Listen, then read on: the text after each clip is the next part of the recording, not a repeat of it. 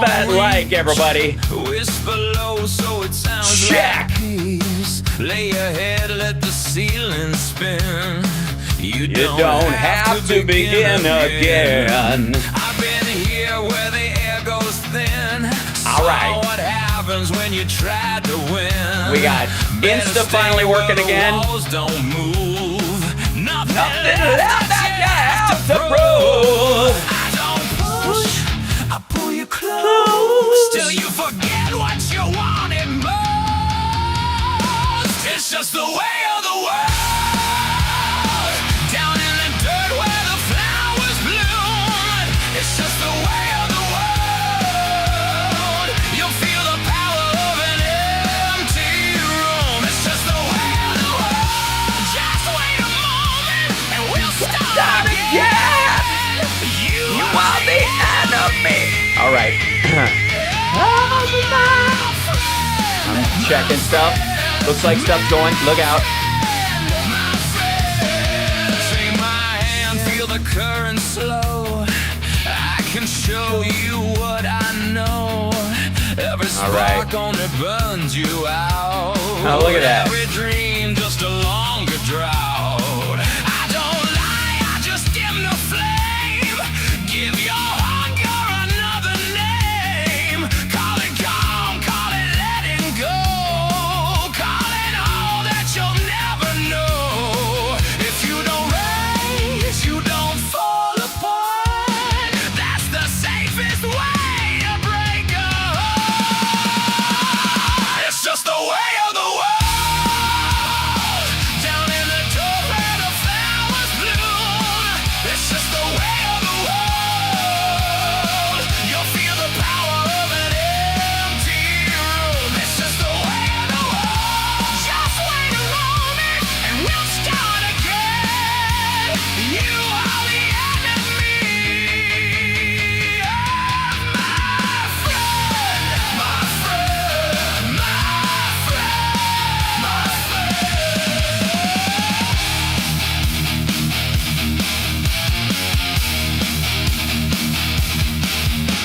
Stay down, stay near. I need you right here.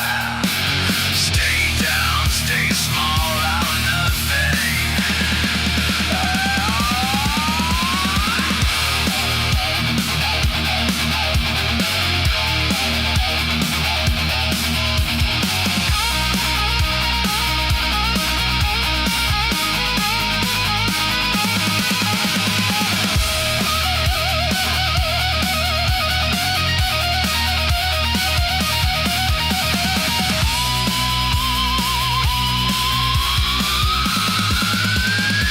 It's just the way of the world. That's what I say when you start to move. It's just the way of the world. I need you with something to lose. It's just the way of the world. Don't take a step that I can't defend. You are the enemy. All right. Almost ready to go.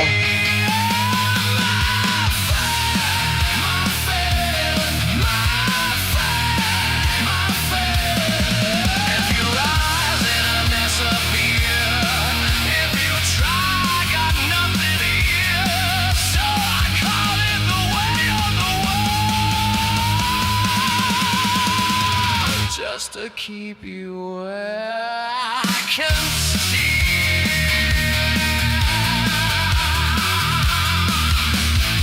All right. Here we go. Let's see if that's on. That's good. You guys are here. Welcome to the show, everybody. Hi. What's going on? All right. This is Evan. Welcome to the show. Hold on. Isn't it? You know, this is a screen. Why am I've shrunk again. Hold on 1 second. I've got to find some way to lock the size of the camera on this new setup or it's going to drive me crazy. I'm fine. This is not your problem. This is not an issue you have to deal with. This is just me. Good morning, good Monday. How are you? Happy Motang Monday to everybody who celebrates. Where are we? Michigan gave us Motang. This shirt is available on my Teespring store. I think there's a link below on the YouTube channel. And some variants of it is available on the Twitch store as well. Lots of obviously lots of stuff to talk about. Let me throw this in here because this I need to see as well. Where'd you go? Did you go to here? Yeah, here it is. There's a couple of things, and I feel like a video teeing up for this afternoon. If we could find this one, because well, I almost feel like I don't want to talk about it because I don't want to. I don't want to tee up. I'll give you a peek, and then we'll see if if it's a possibility that we could see this thing through. This be kind of like because it just seems so perfect for the thing, whatever. Okay, here it is. Um, um, you know that thing where they have like one conservative against like 20 liberals or progressives or LGBT or whoever they'll like like this I don't know, it's like this debate coctagon where everybody comes out there and it's like me against 20 strangers and they all get it's like musical chairs and whoever raised their hand and runs in. Jubilee does these things, but there's a couple other ones that are kind of copycatting.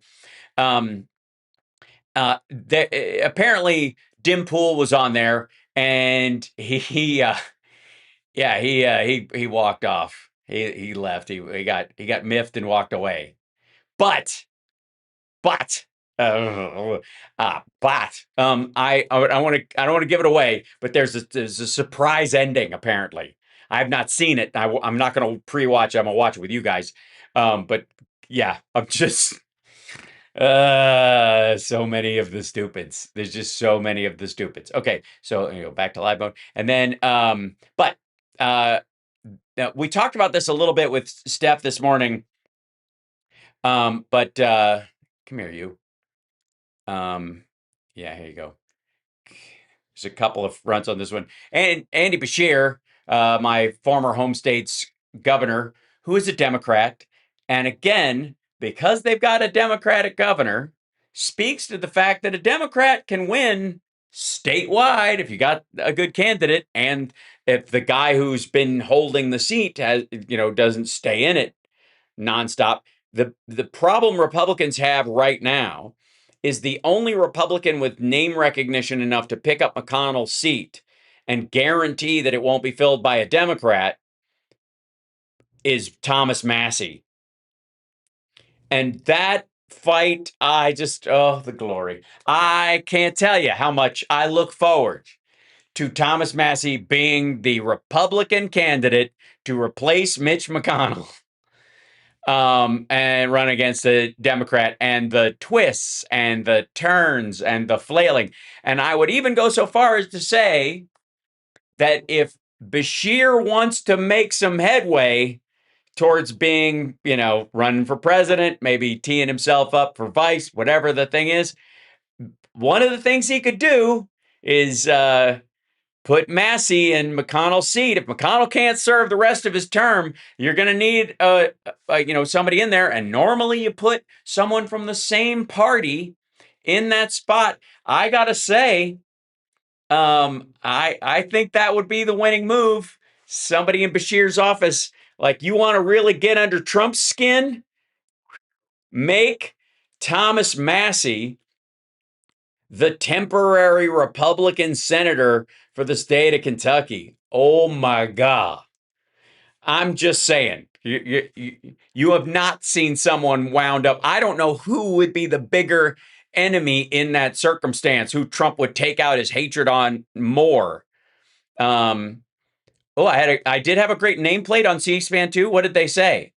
That's very nice. Scott Jennings. No. Yeah, I think Massie would do it. Scott Jennings is going to replace Caroline Levitt, I think, is the talk. No, it's not going to be Scott Jennings. But it would be so spicy. It would be so the spices if that happened, which is great. And Bashir says the U.S. needs to, quote, fix the darn government, including abolish the Electoral College. This, of course, comes from a state with very few electoral college votes and a growing population. That's you're going to see a bunch of that from oddly reddish and purple states after a while, especially as they in the next election, more than likely they're going to get steamrolled in the electoral college. It's going to be a huge flip, and Trump will go, "I wasn't on the ballot. That's why it didn't happen." But there's going to be a huge flip of electoral college votes to the Democrat next time, and then you'll see them start to cry about it again. Either way, doesn't matter. We should, by population, be able to vote our president in. For the ultimate federal office, shouldn't be kind of allocated out. Like, if you want to do something with electoral college, how about the volume of senators a state gets? If you're one of those states that has less than 5 electoral college votes because of the population, let's say you have to group with another state to have a senator and they represent both North, South Dakota, etc. See what I'm saying? Montana, Wyoming have to group together, and between the two of them as a territory, they get a senator. How about them apples? How about that? Because we don't it can you can still have a federalist system, but you don't have to. All right. There's a couple. All right. Obviously, the big insanity this morning is that Trump has. Let's see if I can put this in the reader. Deranged Trump threatens to bomb the shit out of Oman. So he was on Fox and Fiends. Far left and socialist eye Democrat Party takeover. Well, okay. Well, they can eye it all they want. Whatever. Then he goes, Donald Trump has threatened to bomb the shit out of Oman. If Oman gets in the way, we'll bomb the shit out of him, the 80-year-old said in an interview with Fox News. Right when they... in the they're talking about the control of the Strait of Oman, the Strait of Hormuz, and Oman talking to Iran and other stuff. Yeah, so seriously, he said nobody's going to control it. It's international waters, and Oman will behave just like everybody else, or we will have to blow them up. Despite President claiming total control of the strait, traffic has slowed really to a trickle, said Brett Baer live on the air last week. If you look at this before the conflict, more than 100 vessels a day. Monday, 8 vessels crossed. Yesterday, 14. Again, that's not even oil. And again, the idea is that all 100 of them were oil, and they weren't.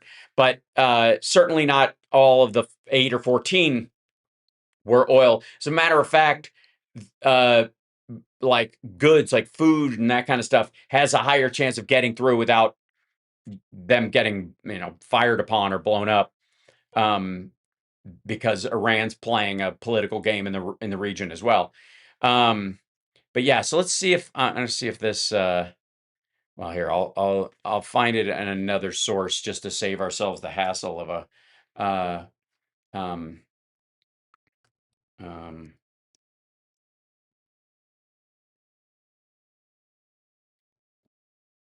Let's see. See if we.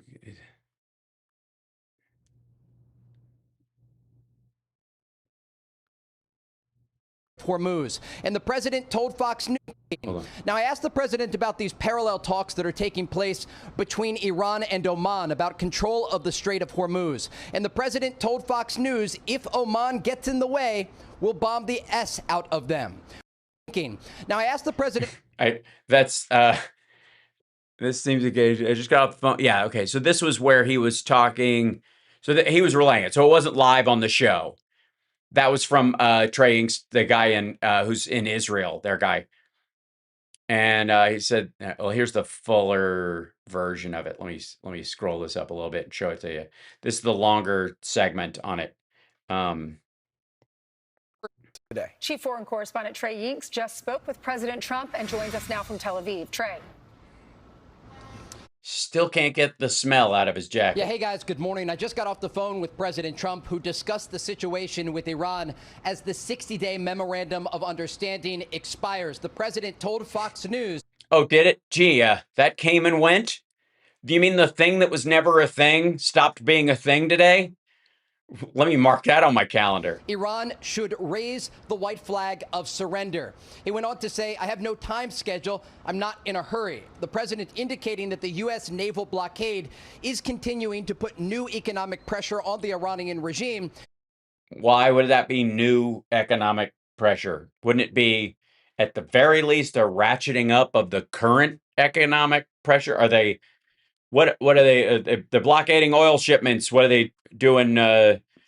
Like office supplies now? Is that what they're blocking all shipments of particle board furniture? Is that what they're doing? Despite what the Iranians have said publicly, he said they're good poker players, but they're dying, and that the midterms in the United States. Trump is probably one of the only people in the world who would lose a poker game against a dead person. Like, I think he's bluffing. I'm fairly sure he's got to tell. He's probably, yeah, he's got to tell. The flies are a tell. I just know it. Uh, I'm gonna go with Uno. Sorry. Have nothing to do with the president's thinking. Now, I asked the president about these parallel talks that are taking place between Iran and Oman about control of the Strait of Hormuz. And the president told Fox News, if Oman gets in the way, we'll bomb the S out of them. We went on to talk about a variety of different regional. Like, again, this is just like, at a certain point, I'm like, you sure you had the president of the United States number and you just didn't, like, call some random asshole in the Villages? What's the difference? I mean, we are being governed right now by the Villages in Florida. You could seriously, he could pass the phone around, and you could just play like musical dipshittery with these folks, and like we ought to bob them back to the Bronze Age. Here, Karen, take this. Whatever. I think vaccines cause the disease that you get from before.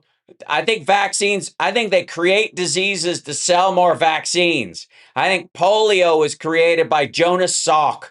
Topics, including the U.S. stockpiles of weapons that are currently stationed in the Middle East. The president says what we've used so far is peanuts. He went on to say the United States has a lot of mid-level weapons and that many of the more advanced systems, the president says, were given away by President Biden to Ukraine. Oh, my God. Mid-level weapons. For example. Wait, DJ Rock said Trump is the Antichrist. No. Hold on. Stop right there. I cannot let this stand. DJ Rock, Trump is the No, not on my show, young man, I presume. No, Donald Trump is, because if you've read the Bible, the Antichrist, say what you will about him, her, or they, them, but they know Scripture. They've got the entire Bible memorized. They can present themselves as a holy person to all the nations of the world, and though everyone believes it. Insofar as I know, the Antichrist has, at the very least, decent reading comprehension skills. Also, there is nothing in Revelations about the Antichrist having scaly, nasty bruises all over his hands and being incontinent. Teal is no, not charming enough. And the funny thing is all those folks are looking for their Antichrist. They're like, I'm not the guy. I can't possibly, I'm not charming and good looking enough. When we're talking about air defense that is needed right now in the Middle East. Operation Peanuts. Dun, dun, dun, dun, dun, dun, dun. The president also spoke about U.S. ally Israel. Remember, his son-in-law and top negotiator Jared Kushner is in the region. Really? They're doing something. Oh, right, slush fund. That's right. That's $6 billion plus slush fund that never has to get spent until the area is secure enough for the giant technocratic city rebuild thing, Gaza of the future. And until that day, I guess you could kind of leverage that $6 billion and loan it out and make money on your money while you got your money. Baby, I got your money. He met yesterday with Khalil al-Hayya, the current Hamas chief in Egypt. And the president said that they have a different channel with Hamas and that ultimately they are giving up their guns, talking about the demilitarization of the Gaza Strip. No, they're not. Asked the president about the You can't just grab some dude and say this is Hamas's spokesperson now, unless he's not Hamas's spokesperson or their liaison, unless they actually listen to him. Stupid. We're not. They're doing the same thing there that he's doing in Iran. Like, who the fuck are you talking to?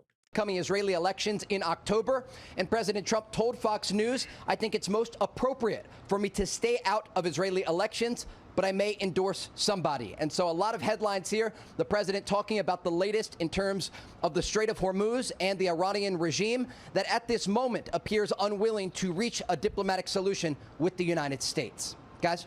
Trey, it also looked like we got an answer from the president about what is priority number one for the United States? Is it the nuclear weapon or getting the gas prices down? He responded to that on True Social. Yeah, somebody else had said gas prices first. It was JD Vance. JD Vance said gas prices first, nuclear second. Yeah, the president posted on True Social, and he was very clear that ensuring that Iran never has a nuclear weapon is the number one priority. Yeah, okay. He's walking back what JD Vance said real quick. Okay, so in case you missed it, and I can't imagine why you wouldn't. Let's see. JD Vance. Priorities. And war. Okay.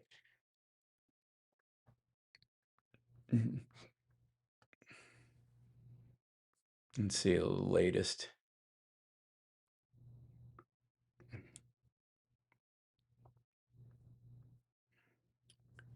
See if I can find the.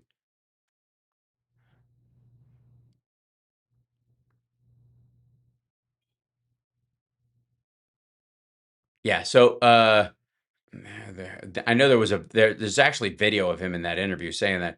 Yeah, okay. Please continue to send. Yeah, here you go. He was on Will Kane's show. We looked at a little bit of this the other day, but this is why Trump had to say that.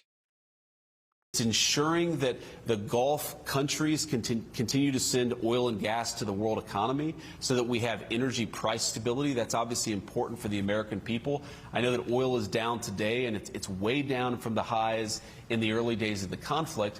That's goal number one. Keep oil and gas cheap for Americans. Goal number one. Now tell us about something you know a lot about. Number two. All over our country. And then obviously goal number two is ensure that Iran never gets a nuclear weapon. I feel confident we're accomplishing both of those goals, but it's inherently an unpredictable. I got to tell you, the fuck your feelings crowd is big on feelings. There's been a lot of that. Like, I've been covering kind of Bernie's thing about AI, and there's a lot of issues. The audio was low on that. I'm sorry. It's as loud as I can get it from that source, I think. Yeah. But there's a lot of like consumer sentiment being what it is, and how people feel about the economy does impact the economy long term, and certainly in the short term it can spiral one direction or another, and so there's sort of a constant manipulation of it. But you cannot legislate based on how people feel about stuff. Again, it's like, I'm sure a heroin addict would feel better in the middle of detoxing if they got another dose of heroin. But, right, that if you can't, in those situations, or OxyContin would make you feel a lot better if you had an injury. But, maybe there should be some stop gaps between you getting that stuff before it can go too far. All right. So you get my point. Trump had to jump in and say and basically reverse what JD Vance said. Ensuring that Iran never has a nuclear weapon is the #1 priority for the United States. I asked the president about the communication with the Iranians, and interestingly, President Trump confirmed to Fox News that there is a back channel with the IRGC. These are the hardline officials inside of Iran. Right, because you don't know who the fuck you're talking to. Shit. I'm all right. Who are you talking to? Who are you? Of course, you're talking to everybody. You have to talk to everybody because you don't. If you send people back to with a message and then they get killed, you got to talk to the people, I guess, who killed them and go, hey, that wasn't their fault. That was a suggestion, more of a guideline than a rule. Can you help us work this out? There's no. Also, what's the back channel doing? They just yelling "fuck you" and hanging up? It's nonsense. And that the United States and officials in Washington are speaking directly with IRGC officials. No, they're not. No, they're not. Like, this is so lame. And again, how do you cover a lie when everybody knows you're a liar? With a bigger, dumber lie. Iran. This is another indication that the Trump administration is not just dealing with the. Oh, sorry. Somebody apparently does not get my T-shirt. Michigan gave us Motown, gave us Motown, gave us the Mustang. Now do you get it? All right. Political echelon in Tehran, but also some of these hardliners that. Also, I think it stands on its own, even if you don't know the history. Have launched attacks against U.S. forces and, of course, in the Strait of Hormuz. Mm-hmm. So, again, this is that. Okay, let me show you something that this is. Here's why one of the reasons why I call absolute bullshit on that entire story. Because they're like, we're talking to this person. We know we're talking to this person. We're talking to the people that we killed were hard to deal with. But now the people who we're talking to, they've got it together. These people are smart. But every time we tell them something, they lie and they're crazy. And then we're talking to new people now, and they're desperate to make a deal. Who? The people that are crazy, right? They're not talking to anybody. This is just dumb. They're talking in circles, if at all. They're hanging up on everybody. This is fucking moronic. But you have to weigh whether there's a conversation going on there, whether there are real negotiations going on based on. You have to weigh that against what else is happening in the White House. So let's catch up to speed. So in case you haven't been paying attention, Donald Trump shit talks anybody nonstop who dares glance at him sideways in the press or ask him a tough question, or they get literally they're not allowed in the building. They're vilified as an enemy of the people. The press asks him a rough question, right? We've seen this multiple times. Meanwhile, Kim Jong-un is a tough guy, and he has to be a tough leader because that's what you need, right? And so he talks shit about our allies and the press in the United States. Something, again, the First Amendment, sacrosanct. Again, the founding fathers wrote the First Amendment as a fuck you to 5 of the 10 commandments. Feel free to at me. And the second one, Jesus, I mean, thou shalt not kill, and reconcile that with a right to bear arms. But anyways, this idea that Trump is like, we're having conversations, they're desperate to make a deal, they want to talk to us, they don't want to talk to us. I wouldn't even talk to those people. Those people are crazy. His back and forth about that, he speaks with less vilification and uses fewer derogatory terms towards those people, that IRGC members, people who have lied to him in Iranian negotiations, than he does about the press in the United States of America, right? They're talking to Abdul. They're saying, Abdul, no, Mr. President, no, President, no. Right, yeah, that whole story where they all have every foreigner has the same accent. So Very odd story. Questions swirl after White House imposter report. Now, is this the first time that this White House and this group of people have been tricked into believing someone was someone they were not? Anna de Rothschild comes to mind. Inna Yashishin, the Russian who pretended to be a Rothschild and got pictures with Lindsey Graham and Trump. Right. British Prime Minister Andy Burnham, who took office roughly a month ago, exchanged messages with someone impersonating White House Chief of Staff Susie Wiles, and officials are still trying to determine what happened. It's a very odd story, said Betsy Klein. And there are a lot of questions about how something like this could have ever happened. The substance and format of the message, whether text, email, or otherwise, remains unclear, as does the exact timing of the exchange relative to Burnham taking office. A source told CNN no messages of significance were exchanged. Well, that's what probably made him think it was a real person. Okay. And Burnham grew suspicious quickly that something was off. Probably when Susie Wiles asked him for nudes. I'm going to need a full body shot. The British embassy in Washington was concerned enough to raise the matter directly with the White House, according to reports first broken by Politico. The episode surfaces roughly a year after CNN reported that U.S. law enforcement had opened an investigation into efforts to impersonate Wiles, one of Trump's closest advisors. At the time, Wiles told associates she believed her phone and contacts list had been hacked, and numerous high-profile figures, including executives, governors, senators, and members of Congress, received phishing messages purporting to be from her. A White House official said Monday's incident with Burnham, because these assholes don't know to use government phones and think they're working off the grid. Fuck. They're never going to catch us. We're going to use Signal. We're going to use our own phones. And the government and the voters will never get to see what we're doing. The Russians and the Chinese will, and the mob, and the triad, cartels, and North Korean hacking groups, Macedonian hacking groups, British Secret Service, Israeli Secret Service, Saudi Secret Service, the fucking Iranians. They'll all know what you're up to. They'll all have access to your fucking signal chats and all that bullshit. But at least the voters won't know what you're up to. Fuck you.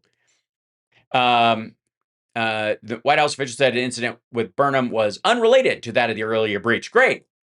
So it's happened twice. It's happened. That's not that's not good, right? That's worse. That's the point. That it would make sense if it had happened and you were working on it, and this was ancillary. This is driftwood after the flood. It would be better if it was related. These fuckers. All right. Distancing the new episode from the ongoing investigation into her hacked contacts. Why? Because they're not doing it. Because it came from inside the house. Questions remain on how an impersonator was able to reach a sitting prime minister in the first place, and notably, Burnham did engage with the message for a time before catching on that something wasn't right. It's probably all the F-bombs that the impersonator didn't use. Look out. All right. Neither the White House nor British officials have detailed what safeguards, if any, are now being reviewed in response. That's adorable. That's probably my favorite part. Neither the White House nor British officials. Now, the British officials probably won't bring them up because they don't want you to know what countermeasures and safety precautions they are using, if any. However, the White House is like, what safeguards? It's fine. It's fine. I don't really care. So, yeah, if any, are now being reviewed in response. Like a well-oiled machine that came with directions that said, do not add oil. Harry Anderson, sorely missed. So the idea that Trump has threatened to bomb Oman, and that the way they spoke about he's like, well, and the president said he was in no hurry. Here's the Bloomberg article on that part of it. The prospects for peace in the Middle East suffered a fresh setback, excuse me, you have to have forward motion for there to be a setback. Yeah, you have to have a static, or at the very least, a static position that is a you could say this is ground cover, sons of bitches, unless you are actually making progress, because that's what is being set back. All right. I just why? All right. With President Donald Trump reportedly saying he's in no hurry to end the war with Iran, and fighting flaring anew in Lebanon. Now, the MOU ended, whimper and a bang. Hold on. Oh, there we go. Sorry. Whimper and a bang. Yeah. And let's just say, for the record, it was never a thing. It was let's be abundantly clear. It wasn't a thing. The MOU was bullshit from the start. Trump never intended to live up to any of the terms. Didn't bother to read it.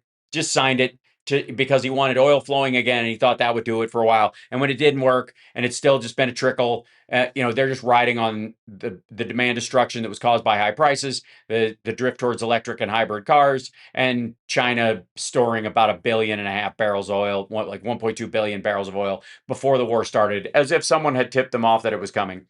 Or was partly, maybe they played a part in tapping Trump along, as it were.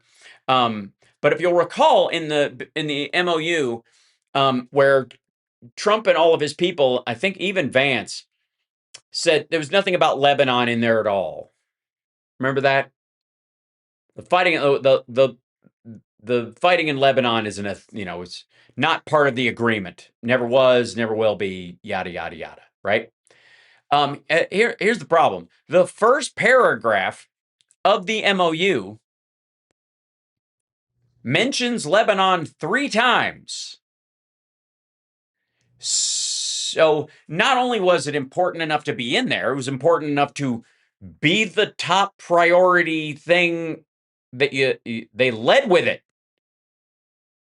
Now, maybe it was hair on the knuckles. Maybe they put that shit in there because they knew it would get knocked off, and they were surprised when it didn't, because nobody bothered to read it. And everybody was like, okay, we'll talk to them. But they meant it seriously, if at all. If it's going to be in there, it means like Israel and Lebanon have to stop being at war. Okay, first of all, Israel and Lebanon are not at war. Israel and Hezbollah are at war, and Lebanon is partly taken over by Hezbollah. So it's a sort of a DMZ of a different sort in between Lebanon and Israel. And Lebanon has no control point, by and large, over Hezbollah as a terrorist or military organization. None. They cannot stop them from fighting if they want to. And the Israelis know this. Of course they know this. On the one hand, they know this, so they cannot expect that if Lebanon says, we talked to them and they agreed, it will amount to shit. And on the other hand, they also know that anytime they need to wag the dog, the Hezbollah fighters will supply them with, plenty of, I don't know, dog treats, whatever the analogy is. So, but the Iranians put that bit about the fighting in Lebanon done, and Trump isn't even, nobody in the administration acted like they'd read it. And hold on, let me, fuck this. I'm going to bring up the MOU.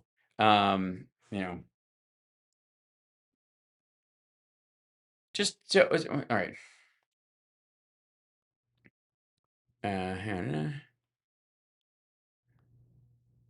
Yeah. Okay. So this is the, just because we're mourning the death of the thing that never lived, the MOU today, because the 60 days is officially up, whatever, yesterday, day before, whatever. Fucking hell. Number one, the United States of America and the Islamic Republic of Iran and their allies in the current war are signing this MOU to declare the immediate and permanent termination of military operations on all fronts including in Lebanon, and undertake from now on not to initiate any war or military operation against each other, and to refrain from the threat or use of force against each other, and ensuring the territorial integrity and sovereignty of Lebanon. The final deal will confirm the permanent termination of the war on all fronts, including in Lebanon, and other provisions of this paragraph. It's Lebanon's mentioned 3 fucking times. This is the MOU. Now, I pointed this out when the stupid thing was in the press in the beginning, and I feel so alone. I feel so alone. Why would no one else point out the fact that when Trump was like, Lebanon, it's not even in there. It's in the first paragraph 3 fucking times. Oddly, I would like to add this whole use of force against each other and ensuring the territorial integrity and sovereignty of Lebanon, which again, Hezbollah doesn't do. That's fucking weird too. Hezbollah does not respect the territorial integrity of Lebanon. Stupid. So why would you sign off on it?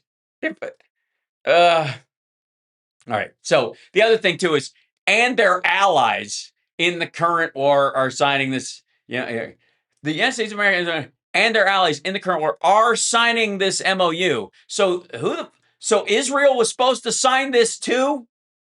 Is the theory, I guess. And so these two were signing on behalf of all proxies.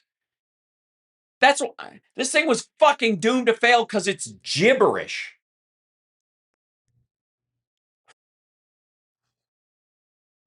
Okay, the second one is the same as the first, except and to refrain from interfering in each other's internal affairs.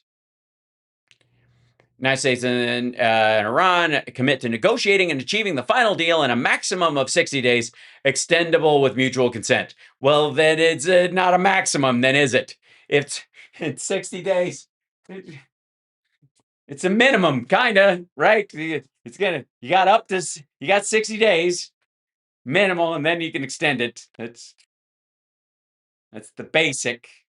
The basic plan is not the maximum plan. All right. Immediately upon signing this MOU, the United States of America will begin the removal of its naval blockade and any disturbances or impediments against the Islamic Republic of Iran, and will fully end the naval blockade within 30 days. During this period, the traffic of vessels will be in proportion to the numbers of pre-war traffic being restored by the Islamic Republic of Iran. United States of America further undertakes to remove its forces from the proximity of the Islamic Republic of Iran within 30 days after the final deal. And that's... The word proximity is doing a lot of heavy lifting there, right? Upon signing this, the Islamic Republic of Iran will make arrangements using its best efforts for the safe passage of commercial vessels with no charge for 60 days only from the Persian Gulf to the Sea of Oman and vice versa. The traffic of commercial vessels will immediately start, and considering the need for removing the technical and military obstacles and demining by the Islamic Republic of Iran will be instated within 30 days. The Islamic Republic of Iran will conduct dialogue with the Sultanate of Oman to define the future administration and maritime services in the Strait of Hormuz, in discussion with the other Persian Gulf littoral states in line with the applicable international law and sovereign rights of coastal states of the Strait of Hormuz, which is kind of what Trump just threatened to bomb Oman over. U.S. undertakes with regional partners to develop a definitive, mutual agreed plan with at least $300 billion for the reconstruction and economic development of the Islamic Republic of Iran. They're not getting any money. They're not getting we didn't agree to that. Yeah, you did.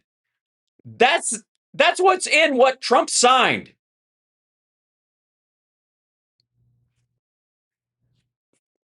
$300 billion for the reconstruction and economic development of the Islamic Republic of Iran. So we're doing reparations, and we're now their partner, right? The mechanism for the implementation of this plan will be finalized as part of the final deal within 60 days. All required licenses, waivers, and permissions needed for the relevant financial transactions will be granted by the United States of America. Trump thought that $300 billion was going to go through a slush fund that he set up with Jared. That's what I think this was. This part right here, that's what I think. It's just like the Gaza like slush fund, right? Yeah, he didn't read a fucking word of this. But the people around him were like, oh, okay, well, we're going to give them $300 billion just because it's their money, it's being held. But we'll manage it and, we'll dole it out. You're like Danny Aiello in The Professional, right? You come, I'll keep your money. I'll keep it, in the back, and it's safe. You don't want to worry about banks and your line of work. You don't worry about it. I got it back here. You need any? You come ask me, and I'll give you some. It's fine. It'll sit here. It's all there. It's all there. It's back there in the back. I got it. It's in the. I'll put it in the white suit. I'll put it in the white suit. The number 7, the United States of America undertakes to terminate all types of sanctions against the Islamic Republic of Iran, including the United Nations Security Council resolutions, IAEA Board of Governors resolutions, and all unilateral U.S. sanctions, primary and secondary, in an agreed upon schedule as part of the final deal. Okay, so the U.S., we're supposed to, no matter what Iran does after this, override what the rest of the world wants to do. So we're going to be, instead of Russia being their bully, we'll be their bully going forward. Fucking hell. It's silly. Don't get me wrong. I'm not. I don't take any of this document seriously. No one did. That's the point. It's fucking absurd. You kick the tires on this jalopy, and the engine explodes. Yeah, the MOU he signed looked like it was in Arabic. Yeah, and he signed the top of it. God, all right. The Islamic Republic of Iran reaffirms that it shall not procure or develop nuclear weapons. But if we got regifted one, we didn't really procure it. Thanks, Pakistan. That was nice. The United States of America and the Islamic Republic of Iran have agreed to resolve the disposition of stockpiled enriched material pursuant to a mechanism that will be mutually agreed upon in accordance with the schedule mentioned in paragraph 7, with the minimum methodology to be downblended on site under the supervision of the IAEA. The two parties also agreed to discuss the issue of enrichment and other mutually agreed matters related to the Islamic Republic of Iran's nuclear needs based on a satisfactory framework being agreed upon in the final deal. The final deal will confirm the provisions of this paragraph. The United States of America and the Islamic Republic of Iran acknowledge the critical importance of the nuclear issues above mentioned. They expressed their intention to immediately address these issues in the negotiations in order to achieve mutual agreement on them. Come on. Again, if two other factors in this thing are satisfied, we'll satisfy this one, and wait till we get to the last one. It's my favorite. I like Lebanon being mentioned 3 times in the first paragraph when they said Lebanon wasn't mentioned. I love that. But it gets so much better. Pending the final deal, the United States of America and the Islamic Republic of Iran agreed to maintain the status quo. Great. Give me the fake ceasefire. Okay. The Islamic Republic of Iran will maintain the current status quo of its nuclear program.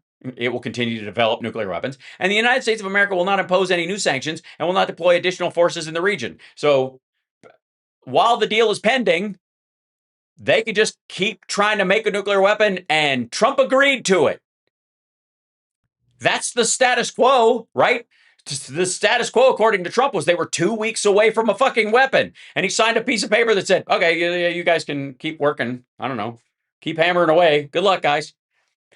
10, the United States of America undertakes that immediately upon signing of this MOU and until the termination of sanctions, U.S. Department of Treasury will issue waivers for the export of Iranian crude oil, petroleum products, and derivatives, and all associated services, including banking transactions, insurances, transportation, etc., etc., etc. Like all industry. They will just issue waivers for all trade on everything right from the get-go. Now, again, whether you're for this or against this, you do realize that's just dumb and it's a non-starter, and of course not. Just all right. 11. The United States of America undertakes to make fully available for use the frozen or restricted funds and assets of the Islamic Republic of Iran upon the implementation of this MOU. So day one, they were supposed to dump like whatever, $28 billion. The United States of America and the Islamic Republic of Iran will mutually agree on the procedures related to the release of these funds during the negotiations. So I'm guessing the Iranians weren't cool with Trump will use it to buy American corn and mail it to them, right? I'm just saying, if you're going to violate it, shit. All right. Like, none of it, nobody, neither side was living up to any of this or even trying. It was all this, like, I've never seen an agreement that was like all poison pills. Like, there's something for everybody to say no to. There's no way that any of this moves forward. All right. So the United States of America undertakes to issue all necessary licenses and authorizations accordingly. Oh, sorry, I missed it. Such funds, whether retained in the original account or transferred, shall be made fully usable for payment to any ultimate beneficiary designated by the Central Bank of the Islamic Republic of Iran. The United States undertakes to issue all necessary licenses and authorizations accordingly. So the whole like, we're going to send them Christian CrossFit gear. We use their money to buy Bibles and mail them there, right? Like Trump's talking about. No. Again, non-starter number 11. The United States of America and the Islamic Republic of Iran agree that an executive mechanism will be established to monitor the successful implementation of this MOU and the future compliance of the final deal. The executive mechanism. What do you think Trump thinks that is? I'm the I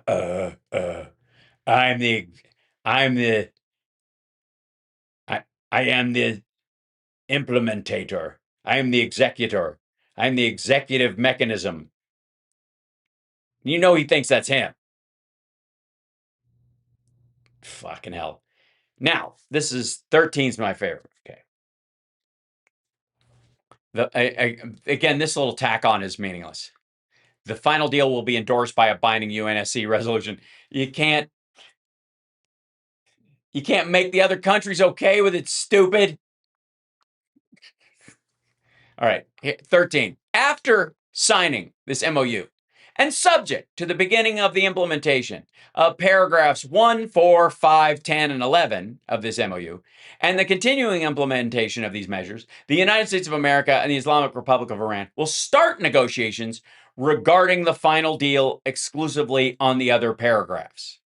4, 5, 1, 4, 5, 10, 11. 1, Lebanon, Lebanon, Lebanon. 4, the removal of the naval blockade and the strait will be opened over the course of like after everybody leaves. Begin the removal of its naval blockade. That's what's so after 4 happens. Sorry, what was it? 1, 4, 5, 10, 11. Yeah, 5. They're going to set up this system where they will conduct a dialogue with Oman to charge people. That's 5. And then 10, the immediate termination of sanctions, waivers. 11, the full use of the frozen and restricted funds. So once those parts are done, you'll notice the one about what is the termination? Is it 9? 8. Yeah. Yeah. So 8, this is section 8. This is the part about no nuclear weapons.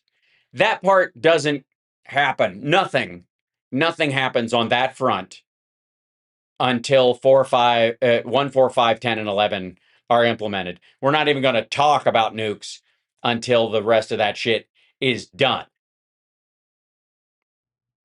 And Trump signed, okay, as soon as we do 1, 4, 5, 10, 11, then we'll start doing our number one priority, right?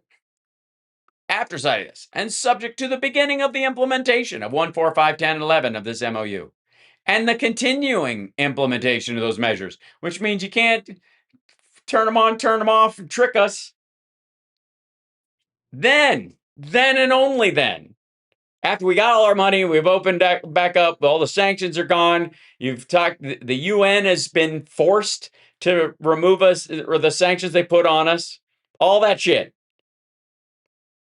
1, 4, 5, 10, and 11. Once those are in, then, we'll start talking about nukes. Memorandum of Understanding, Specs. That's what MOU stands for. It is which is a, how can we put it? It is it is, if an agreement is a bull, an MOU is bullshit. No, is a Vienna sausage, just by comparison. So, yeah, it's like it's less than an executive order. That's what that is. It's the whole thing's pathetic. 1, 4, 5, 10, 11. Those have to be in place before we even talk about nukes, before we even talk about the other stuff, which is the point of the war entirely, according to Trump. So who the fuck thought this would actually work out? Now, I haven't seen anybody break this down like I have, other than in print. Go through the whole thing and like I just did. And I've done this twice now, I think. We went through it the first time, we found a copy of it. And I knew when they announced the fucking thing, it was doomed from the start. Because of course. But now that it is officially doomed, and I think the Iranians, let's see, let's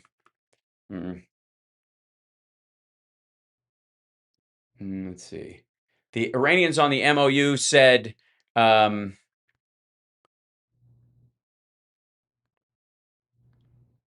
are they? I have to bring up there's the latest. Trump says, there's back channel things. The midterms have nothing to do with my thinking. They're good poker players, but they're dying, and I have no time schedule. And the Iranians said, where was it? And there are no negotiations taking place between the Iranians and the Trump regime. The only message that only messages do come back and forth, but nothing of substance. As for the Strait of Hormuz, Al Mayadeen, the professor Mohammed Marandi, rejected reports of ongoing Iran negotiations. Says, here we go. He said, we won't have a deal now. Oops. Let me see if we can find this. There's this part. In an interview for Al Mayadeen, Professor Mohammed Marandi rejected reports of ongoing Iran-U.S. negotiations, affirming there are no negotiations taking place between the Iranians and the Trump regime, and that only messages do come back and forth, but nothing of substance. As for the Strait of Hormuz, Marandi says it remains, for the most part, completely closed, and will stay that way until the United States meets Iran's demands, including the full implementation of the MOU covering ending the wars in Gaza, Palestine, Yemen, Lebanon, and Iraq. Okay, Gaza, Palestine, Yemen, Lebanon, Yemen and Iraq were not included. Lebanon seems to be where all the weight went, and even then, not happening. Marandi was unequivocal about the stakes. He said, we won't have a deal now. We won't have it in a month. We won't have it in a year. We won't have it in 5 years. There will be no agreement. There will be no normalization. What chapter is that in the Art of the Deal? Does anybody know? Is it chapter 13, Screwing the Pooch? And in so many ways, like, Trump's just kind of like blathering about this, and what he thinks or feels is tough talk, which is really fucking pathetic. I don't know why. Oh God.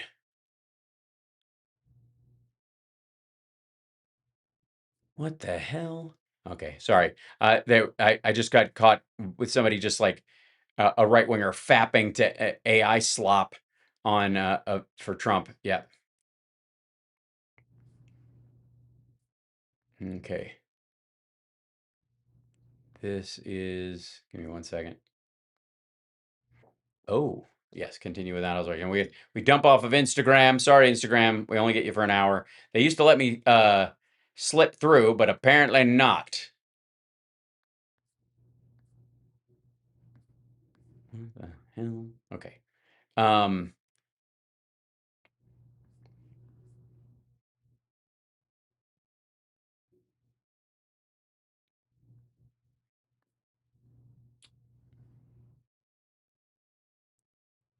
let's see. Yeah, here you go.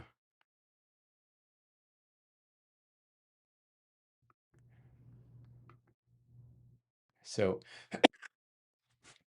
this is the current. This is the back and forth about Trump wanting, saying we've got a lot of mid-level weapons. Biden gave a lot of them away, blah blah blah, and then we're going to bomb the shit out of them, and stuff like they've never seen before. All that talk is leading to a decent number of maggots and maggot adjacent and former maggots to think he's going to nuke the place. Now, I think it is completely reasonable to believe that Donald Trump would use a tactical nuclear weapon on the nuclear sites in Iran, with the theory that if you want nukes, I'll give you nukes, and that they will eat it up. Maggots, by and large, will eat that up. And ultimately, he's like, I will irradiate the area around it. They can't go dig the stuff up because for 10,000 years, it'll be decimated or something along those lines, right? It'll be unusable. They're discussing using nuclear weapons on Iran in strategy meetings. It's real. I'm not speculating. I know it's pure evil. The last time a nuclear weapon was used, August 6th and 9th of 1945 in Japan, Hiroshima and Nagasaki, immediately killing 110,000 people, vaporizing people at ground zero. Total deaths reached 214,000 by the end of the year from severe burns and trauma. Here's the problem for Marge. And this is why the Trump folks are leaning towards doing this, is that there is a distinct difference between Imperial Japan and modern Japan. And the bombing and the surrender was the hinge point. She certainly does not give a shit about the people of Japan. She certainly does not care about them. It is the lesson of history for anybody who participated, or in this, or was watching from the sidelines. And again, if you go to China, they were mad at us for bombing Japan because they wanted us to not stop.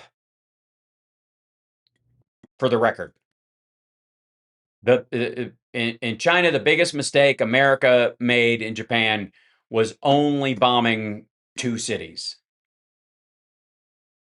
For real. So the idea that everybody learns the same lesson from history is absurd. Just know that. And a tactical nuclear weapon versus yes, it's a lower yield and meant to destroy a site as opposed to a city and kill all the people. It's what Russia keeps threatening to use in Ukraine. Yeah. So there's absolutely talk around. We only had to. Believe me, we could have kept going if they didn't surrender. They had 2 operational and a bunch in the kitty. But the point is that it changed the course of Japan forever. And the odd part about it, historically speaking, is modern Japan definitely better than Imperial Japan. And what snapped them out of the cult might have been that very act. It's one of the toughest parts of talking about that period in history, because most people just talk about it in terms of number of people killed and nukes are terrible. We use nukes that, bomb 2 cities, awful, right? But what was the result? Because that's what these people are going to be looking at. And the result was that's what shook the Japanese out of the imperialist cult. And it changed the direction of the country. Look up Operation Dominic, Houston test, footnote 99% clean in terms of fallout. I will do just that. Operation Dominic. Okay. But for real, that was a material reality. We learned from history that we learned nothing from history. Well, no. See, a lot of people will say this whole like this thing about those who do not know history are doomed to repeat it. I think a lot of people just assume we're out of history before we are. That we put stuff behind us before we have fully, uh, you know, exited the field. We think the game is over, and it isn't. And a good example of that is for most of the country, thankfully, um, the right for gay people to get married, that ship has sailed, right? But for a devoted and very intense part of the country, it happened too quickly and they weren't consulted and they think it's awful and they are against it. And they are cultivating a response and have been for quite some time. And they're doing it legally, they're doing it on religious grounds. They the very same people pushed back at the time, stepped back and went, okay, how do we destroy this long term? And a lot of it has to do with like getting rid of Title IX, getting rid of DEI, getting rid of fairness at all. And so if gay marriage was actually settled on a question of fairness and not its value as a religious and a sanctified act, then it would undo the justification for it existing. And we've seen these folks do this kind of stuff, right? They are, you know, they're at it all the time. Now, some of them are flailing on the edges of the internet and being assholes, but some of them are speaking to rather large groups of religious folks. And again, this illusion of like South American and Central American Catholics coming into the country that they would they would because they become Americans would be suddenly pro LGBTQ, right, is absurd, or women's rights for that matter. So, in watching how they have marshaled this response, people will, you know, we've moved on to a lot of people have moved on to the next fight as far as people's rights and the like, thinking that's settled. But for a lot of them, they aren't. We're still in the arc of history under the envelope of that being solved. That being, the right to marry and have a relationship with the person you love being secured. It- there were legal, notches cut in the tree a few years ago, but for a lot of people it is not and has not been settled and will not for a long time.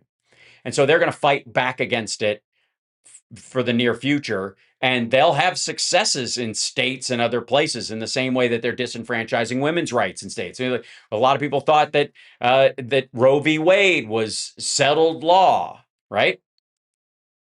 Those folks are still coming for that, and so that I would say that the arc of history that includes the abortion rights for women and just the ability to plan your pregnancies out and control your own, whether you give birth or not, whether you have a child or not, even to the point of like birth control in any ways. A lot of us would consider that settled and ancient history. But the reality is we are still in that cycle of history with a bunch of these folks. And there will be a day, I think, when it will be settled. It really will be settled. And it might take a few more generations for people to pass away. But until that point, it's an ongoing feud, right? And so a lot of people will go, like the lesson with Trump was people, those who don't know the history of Roe v. Wade and the right wing trying to fight a woman's right to choose. Forget it so easily, and then they elect Trump. And what does Trump do? He attacks a woman's right to choose by putting Amy Coney Barrett on the Supreme Court so that Republicans can go after it and he can play dumb about the whole thing, right? But that's not because history is repeating itself. we're still in that history.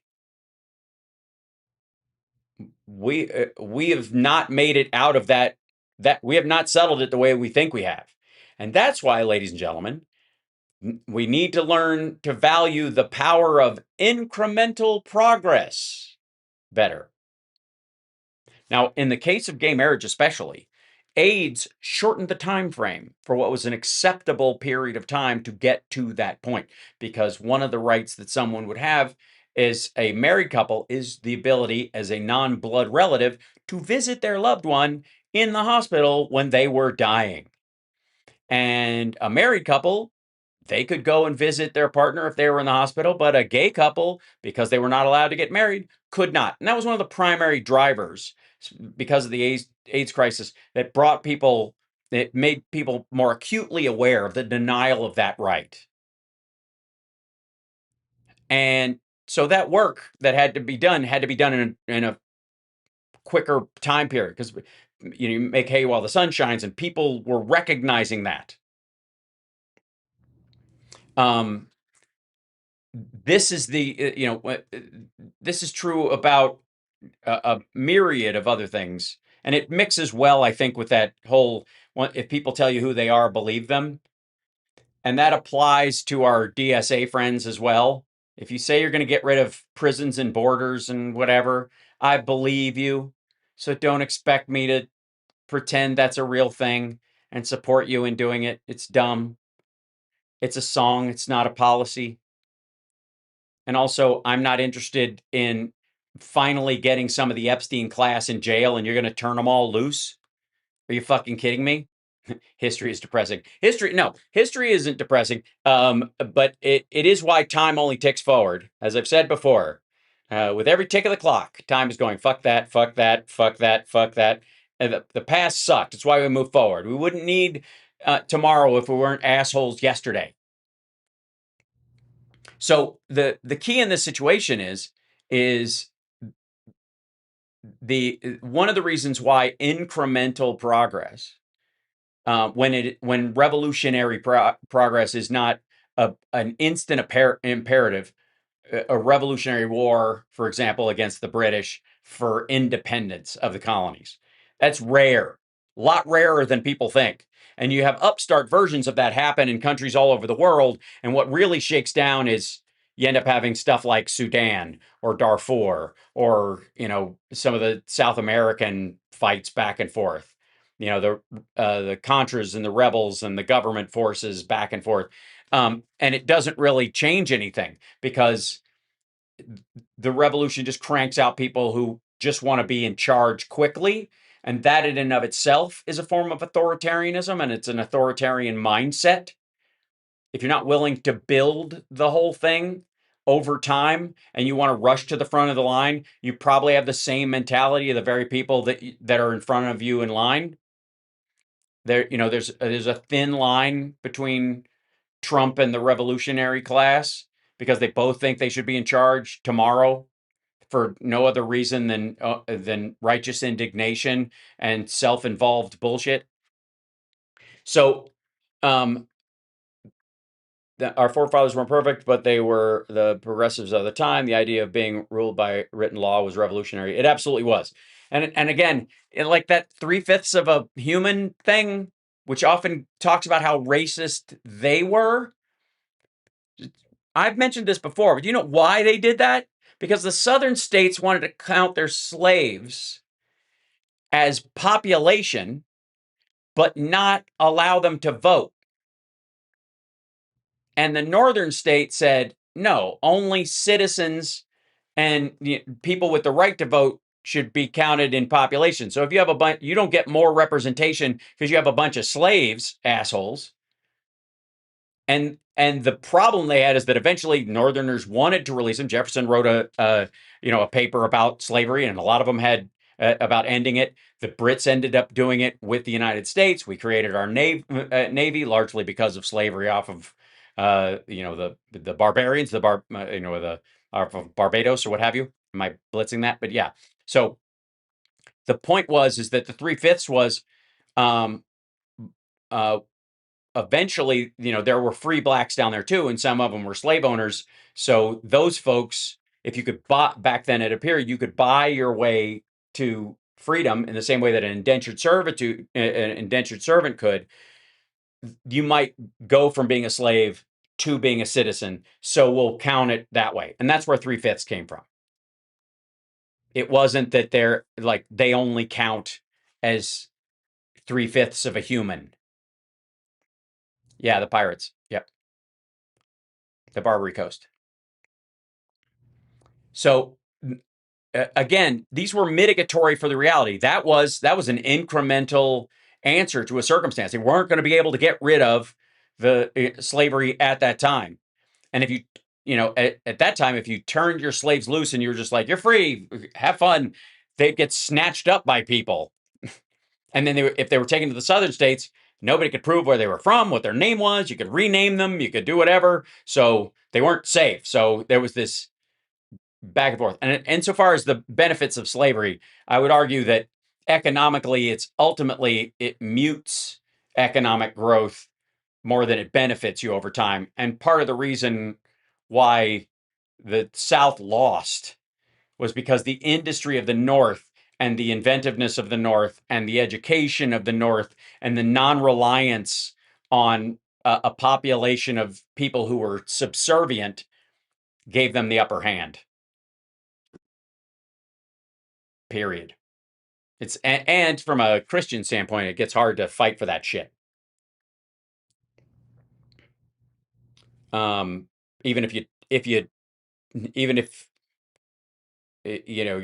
think it's your Old Testament, yeah, it's difficult. It wears thin after a while. And again, most of the people in the South weren't slave owners. They might have even worked for them, and they weren't a fan of the fact that the rich guy in town had all these people as property. And if you wanted to start your own farm, you had your own land, and you want to start your own farm, but you couldn't afford slaves at that time, and this dude had dozens of them, you couldn't compete. So again, that ate into it. Those were some of the people that helped sneak people out. Was in some cases, a moral and economic reasoning.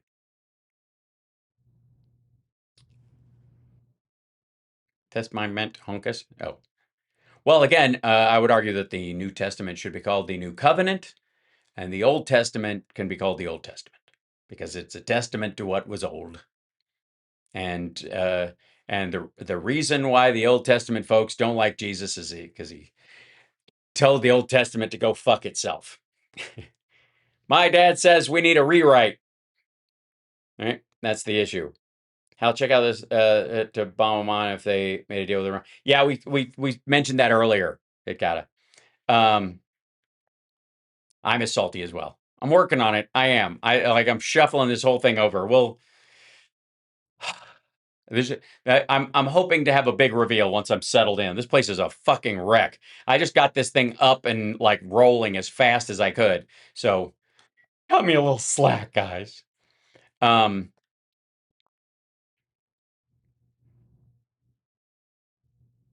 This is all right.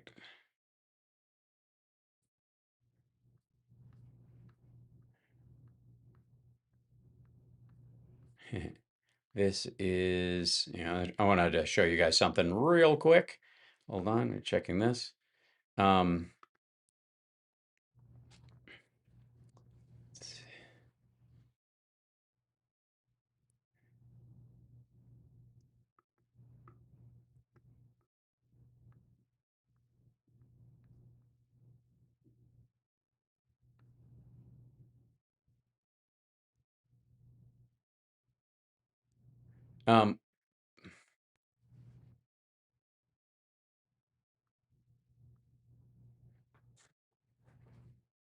by the way, one of the things that's making the rounds, apparently, Chris on Steph's show said his buddy ran into RFK Jr. at Gold's Gym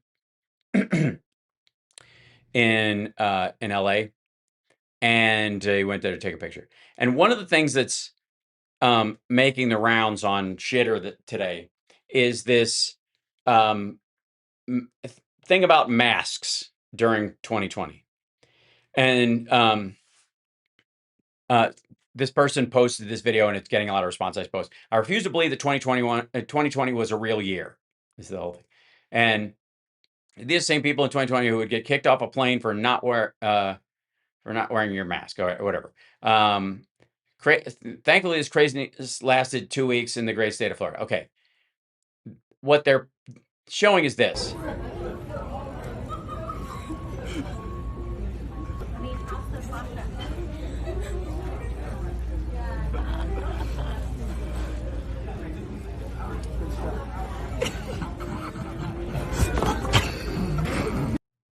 Okay. That is fake. That is a spoof video by people who are against masks. Do you understand? That was people mocking the idea of masks back then. Nobody was eating like that. Nobody was drinking like that. That is a fake video. The kids that are across, it's not AI slap, it's old. They're replaying it. The kids are with that couple. They did this joke on purpose. They filmed it for release. It's a classic, but it's also classically bullshit. And this goes to that whole this think about like people on, Democrats can't take a joke, right? That whole big thing. Or we're too sensitive or whatever the fuck. Meanwhile, Joe Rogan can't spot the joke that Biden told about Trump and the airports.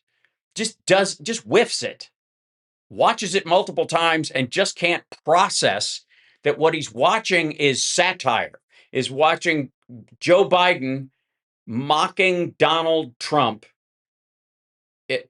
with a very obvious, if you're informed at all about politics, especially, and you watched any of the,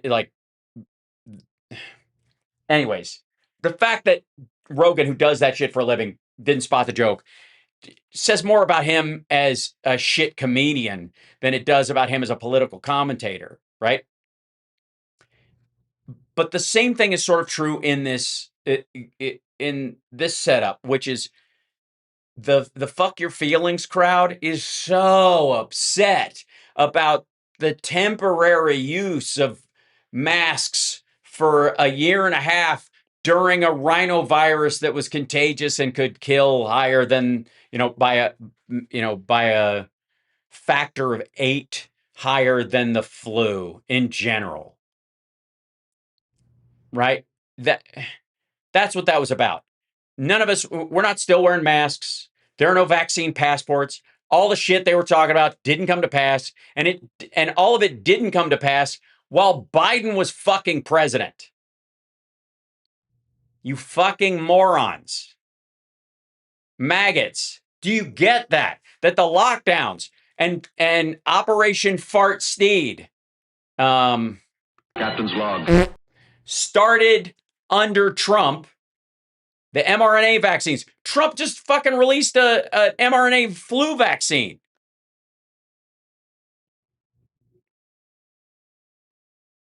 And the maggots are freaking out about it. Where is it? Yeah, vaccine cartel. They're developing mRNA shots for flu.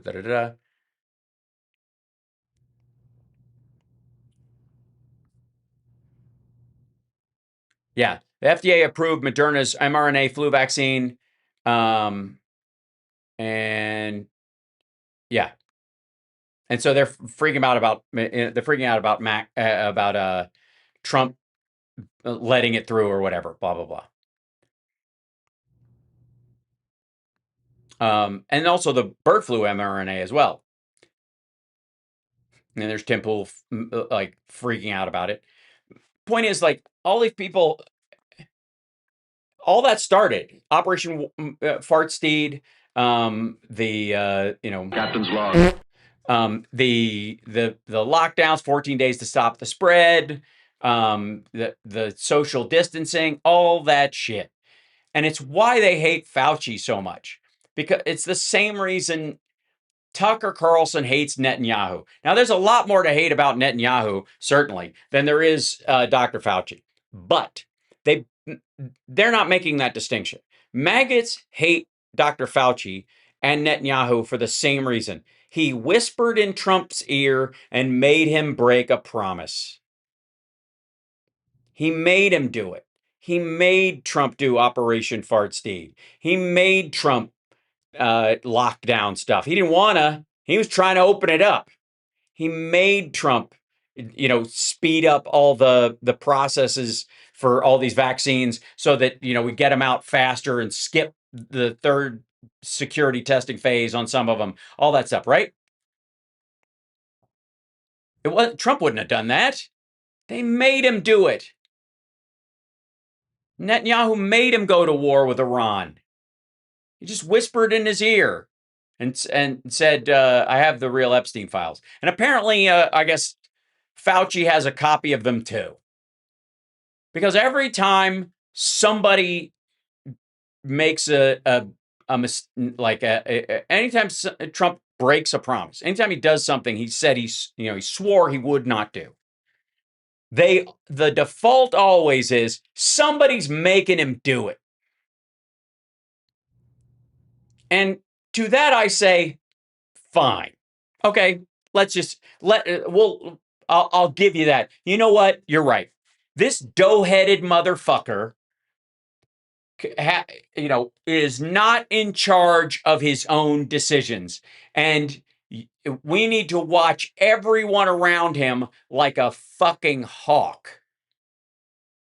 Because if anybody says the wrong thing to him, he's gonna nuke the fucking world.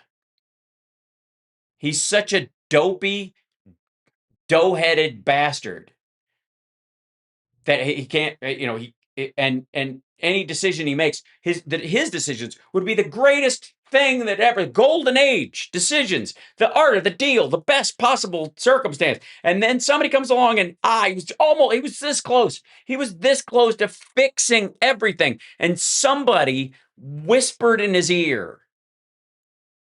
And fuck, now he's doing not just not tempering the greatest thing, not, coming close, getting the silver instead of the gold.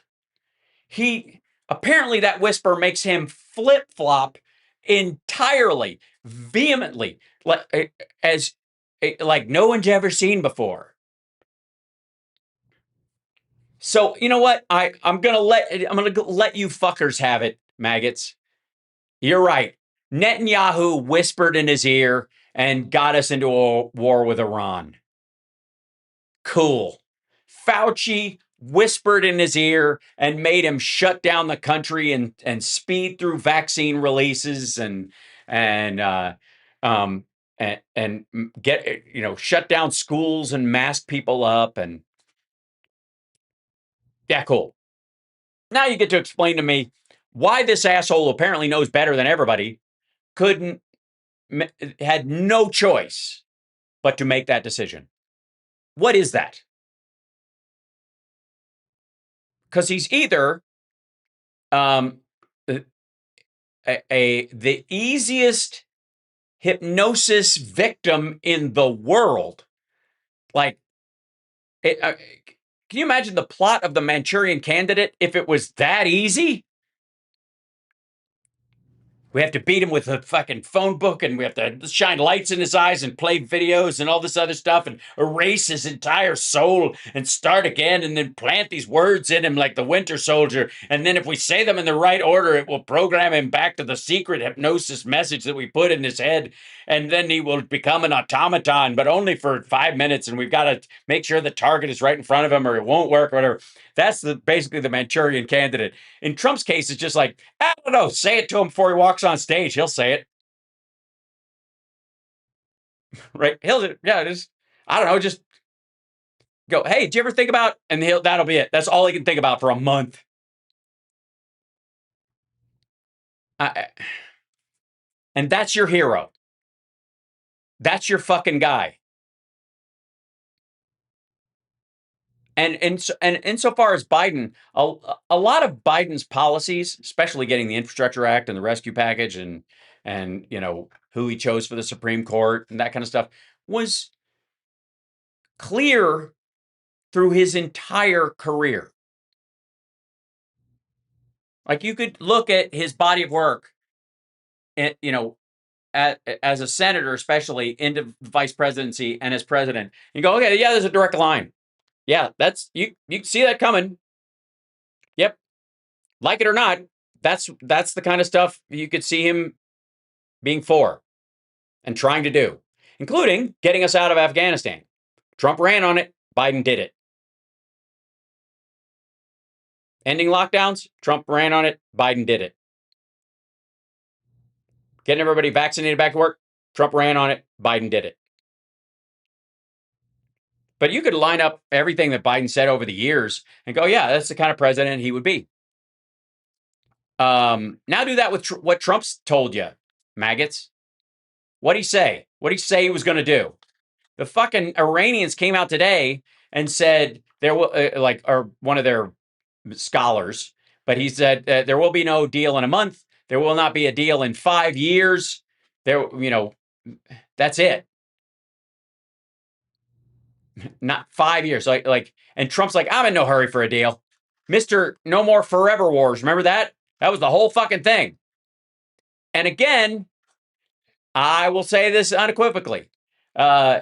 If Harris was president right now, Iran would still not have a nuclear weapon, but we would not be at war with them.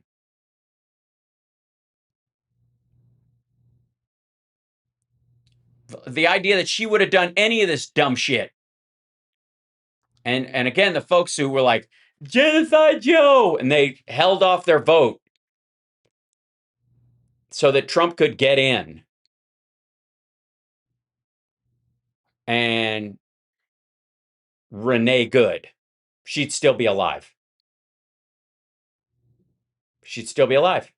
Period. There is no universe in which Biden or Harris were going to do that with ICE troops in the streets. Not at all.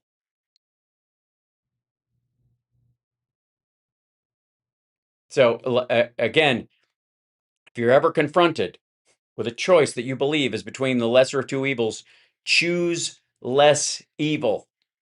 Make the adult choice. And if you can convince people over time that your plan will work better, they will listen. They will incorporate it. If you've got a plan, a strategy that makes Medicare for all not only possible through the amount of votes it would need to get passed, but solvent and protected from the inevitable attacks that will come against it, fucking go for it. But don't promise it as your way of getting into office, even as president, if you can't even get a bill to your desk to sign it to make it happen. It's cruel to everybody who's actually trying to make a difference in the real world. And again, if you have a strategy for making it happen, then go for it. Start working that strategy. But it's not going to be all or nothing. Because if it is, you're going to kill as many people as you might help. It's like the assholes who like throw paint on artwork and the End Oil Now crowd, which it doesn't sound as sexy when you're like, end our dependency on oil. They just want oil over. The problem is the developing world, especially, and the third world below it, without oil, 1 billion people will die in 8 months. The transition from that fuel source to a better one, namely, an electrified grid and solar, being able to charge batteries that can power vehicles, that can go far enough to help people and carry, loads of water, for example. Yeah, that technology hasn't been there yet, and it won't be here for a couple of years in a lot of the world, maybe even a decade. And so you're going to kill those people. And if you are, and you're like, sorry, you can't make an omelet without breaking some eggs, then fucking go ahead and say it. admit it. You know, climate change will unalive a billion people in 10 years. No. And again, 10 years is a long correction scheme. You got time. Um, you've got time in 10 years to mitigate the effects of climate change, especially for poor people. You shut off oil in Africa right now, cut it off entirely. You get a billion people dead in 8 months. And if that's the trade-off, it's like 10 years to fix this, or fuck those people. They, we need to fix it quicker, so they got to die. If that's the solution, knock yourself out. But I don't think so. China's figured out how to create batteries out of compressed air. They are years ahead of us, while Trump likes gold statue. The compressed air batteries. No. They're building the biggest advance they have currently is the sodium battery, which they stole from a Norwegian company. And they're making a bunch of those, largely because of the BYD burn your driveway problem that they have. So they're looking for another battery. Hal, if Biden dies while Trump is still in office, how do you think he'll handle it? I don't care. He'll be mourned like the decent man that he is. And Trump will have a harder time dealing with that. He'll shit on him like he does everybody else. Right? He'll say something awful, and that has no impact on how the rest of us will feel about it. As a matter of fact, it'll be in direct contradiction to how the rest of the world. The bigger an asshole he is about it, the more people will recognize just how far gone he is.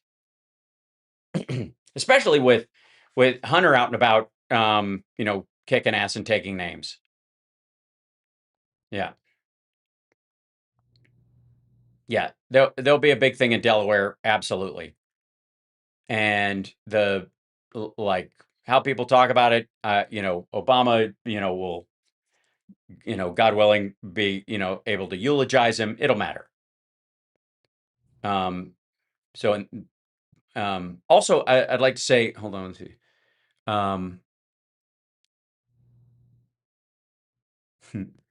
One of the people, I want to get your guys' thoughts on this, because I saw a little bit of back and forth on this, and this goes to that whole like all or nothing purity test shit that's been going around, which again, I actually, at this point, I don't think it's stupid. I think it's evil. I'm giving them far more credit. I don't think anybody can be that dumb repeatedly. I think they mean the opposite of what they're saying. Yeah, this is true. Christine. So this is John Ossoff speaking at a campaign rally. And speaking of crooks, not a lot of people know this, but Congressman Mike Collins is literally one of the most active crypto traders in the entire Congress, House or Senate. Now remember, Mike's already under federal investigation for illegally funneling tax dollars to his violent staffer's girlfriend for a no-show job. Do you remember that? Way to whip that whole sentence out. Dude's got flow. But Mike Collins also repeatedly broke the law hiding his crypto trading.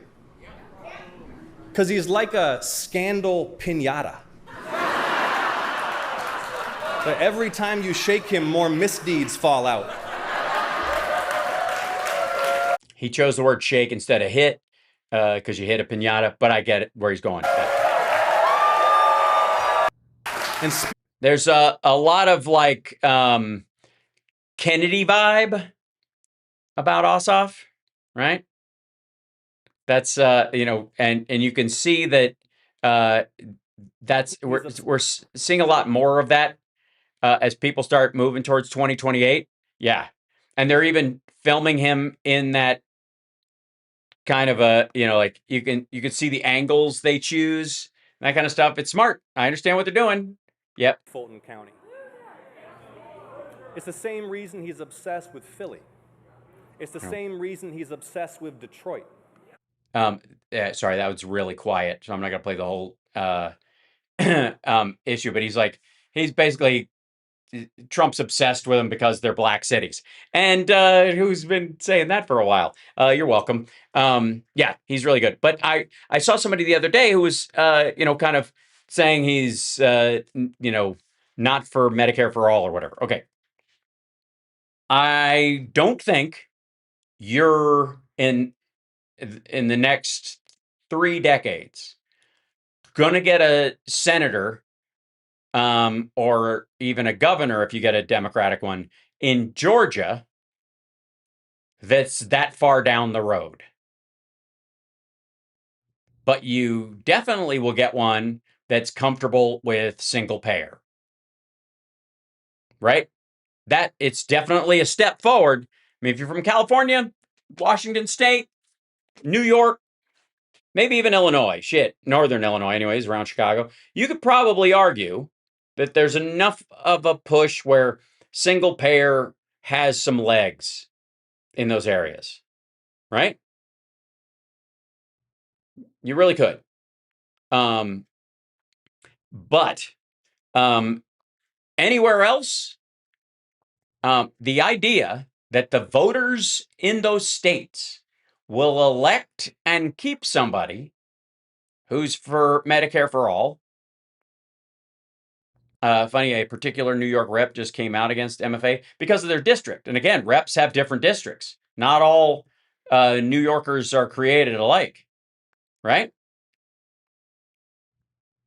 I mean, you could talk about like upstate New York is a lot more rural, where Jon Stewart has his little goat farm, where he left, rather than defend Hillary and push back against Trump, and then he left it and came back to the Daily Show just in time to shit on Biden for being old.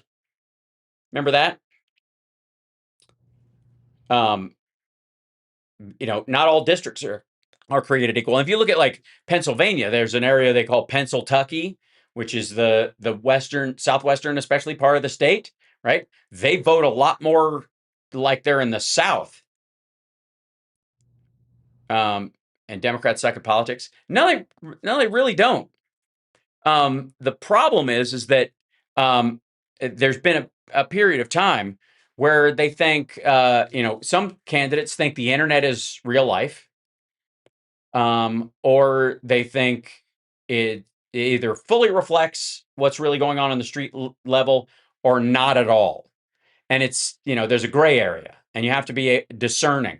Now, I would argue that if you get through because you're capable of navigating it and you're a discerning person, maybe that makes you better at possibly being a senator, right?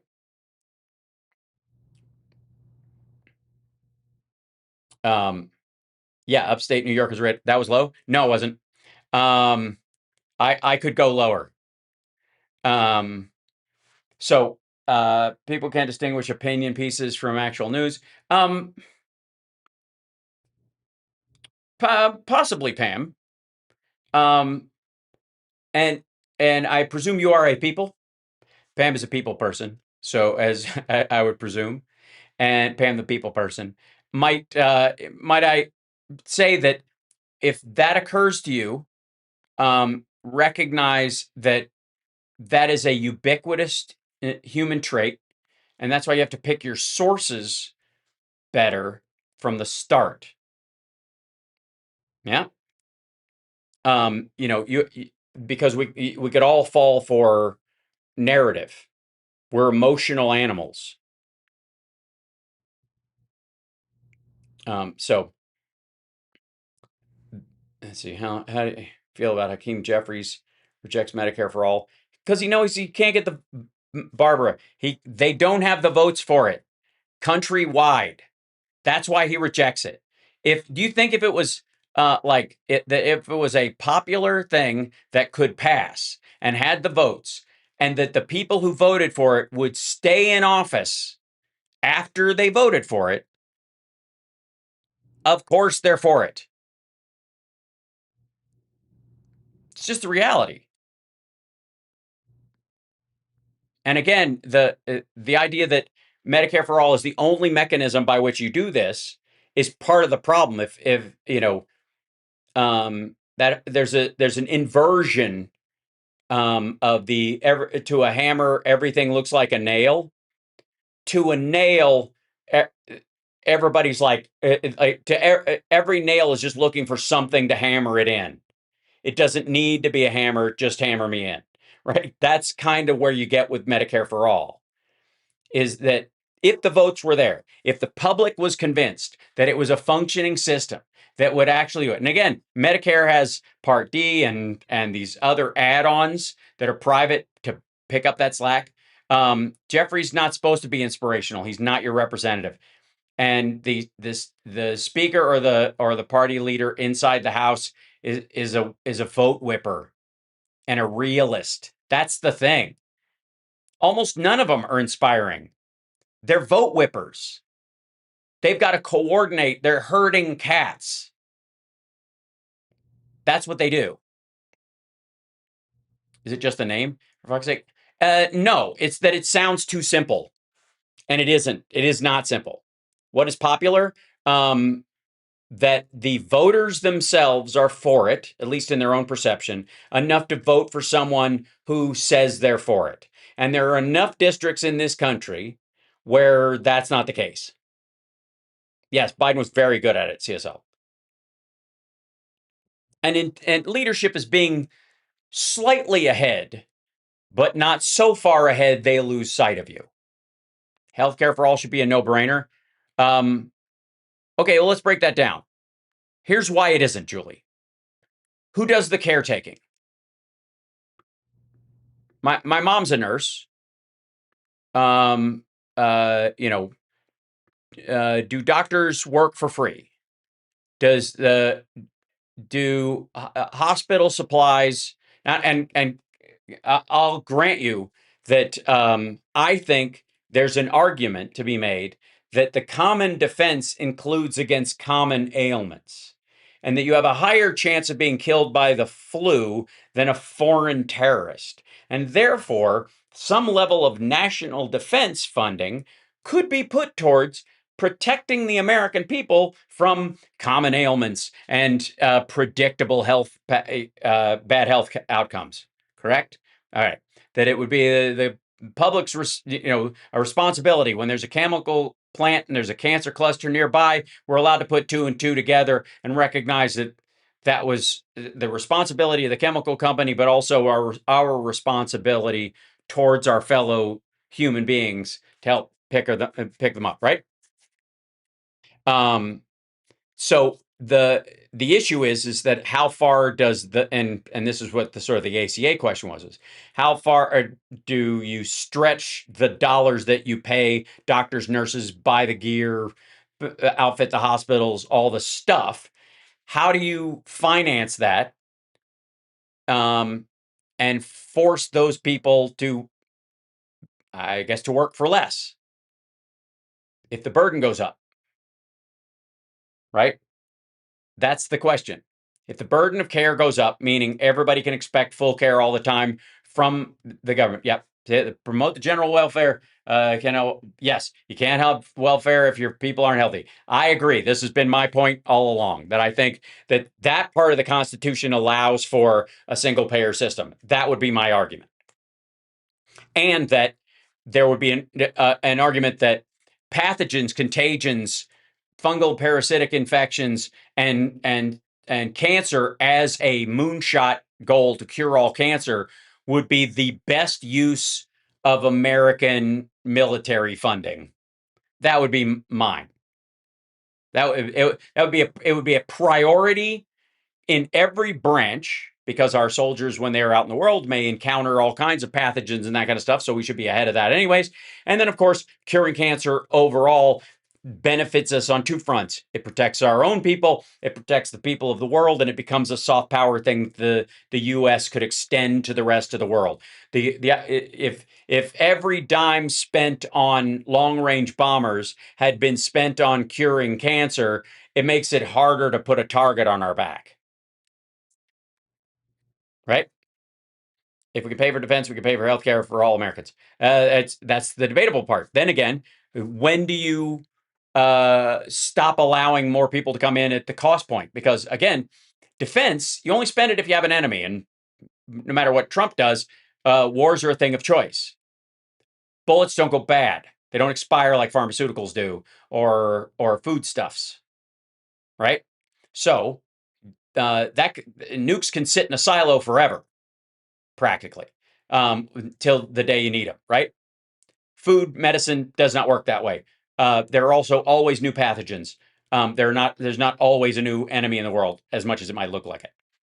So the question becomes, who fights that? Are there contractors that go with it? Are pharmaceutical companies are they state run, and therefore did they only investigate and work on pathogens that are agreed upon by the administration? And if that's the case, what diseases would they say? Would a Trump or a Reagan administration cut treatment funding for? Because AIDS, what is it really? We throw money at defense every year. No, we really don't, actually. We used to have arguments about it. We used to be, we're throwing it at it now because Trump got in. This is not normal. And I refuse to let people act like it is. Two legs and like in the same pair of pants bullshit about Democrats and Republicans. When you have a moderating, albeit growing over time because of the nature of technology and the nature of warfare and blah blah blah, defense budget that it absolutely explodes under Trump and is full of graft and bullshit. We can work towards Medicare for all. I agree, Helen. That's the point. That's exactly right. The problem is the people, by and large, who want Medicare for all, or it's their cause celeb, don't want to work towards it. It's all or nothing, and they have this issue like the paradox of what was it? It's not Javon's paradox, I think it's called. I'm gonna look it up. Hold on. Yeah, Javon's paradox. It's that he was worried. The Javon's paradox is based on this idea that if we make coal cheaper, it'll actually pull or make it more efficient, rather, not cheaper. If you make it more efficient, then it'll be more polluting because more people will use it thinking it's less polluting. And so if you're trying to, you got so much coal smoke in the air, and it's like 50 units of coal smoke in the air, and you're trying to and you make it more efficient so the engines only put out 25 units of it.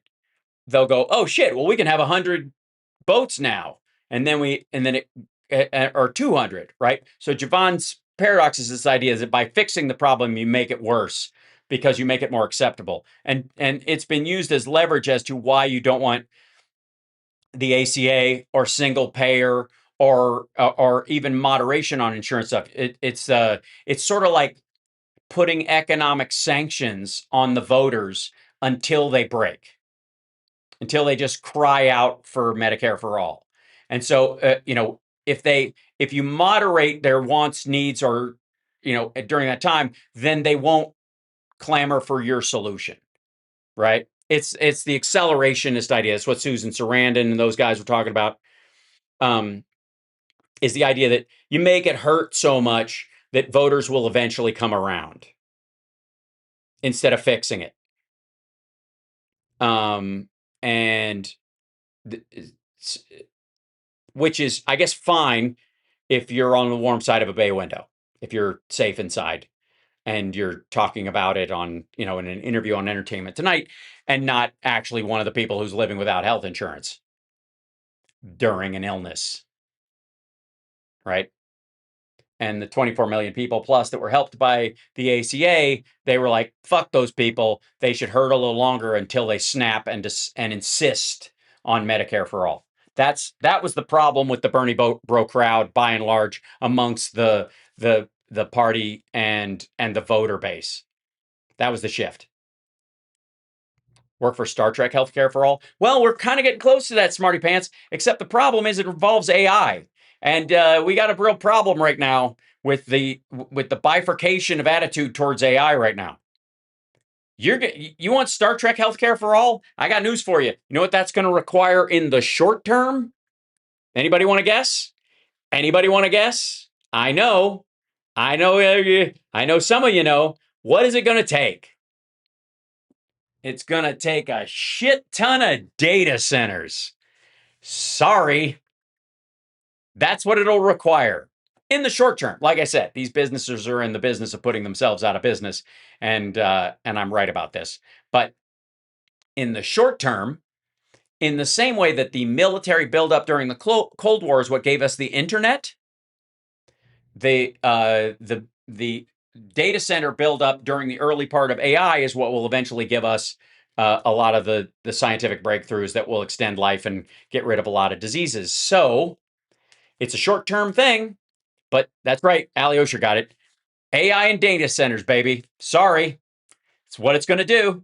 And if you're going to get to a cancer cure in the next 10 years for everything, that's how it's going to happen.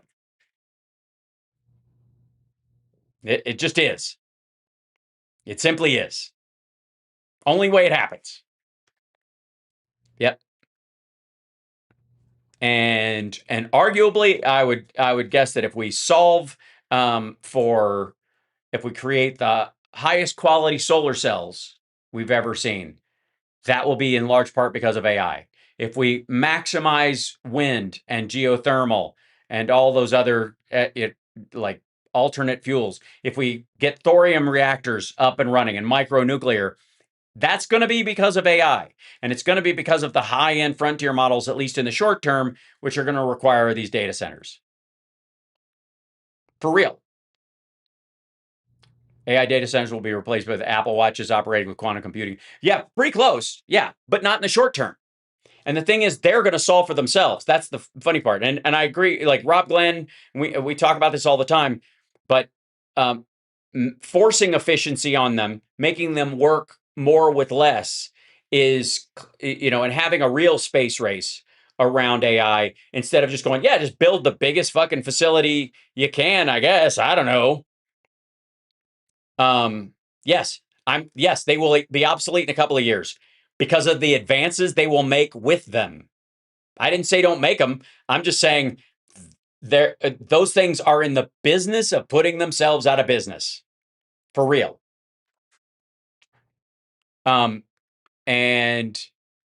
But the benefits from those things, the benefits from all of them, the growth in the short term will come in this expansionist period, and then it will contract as you do.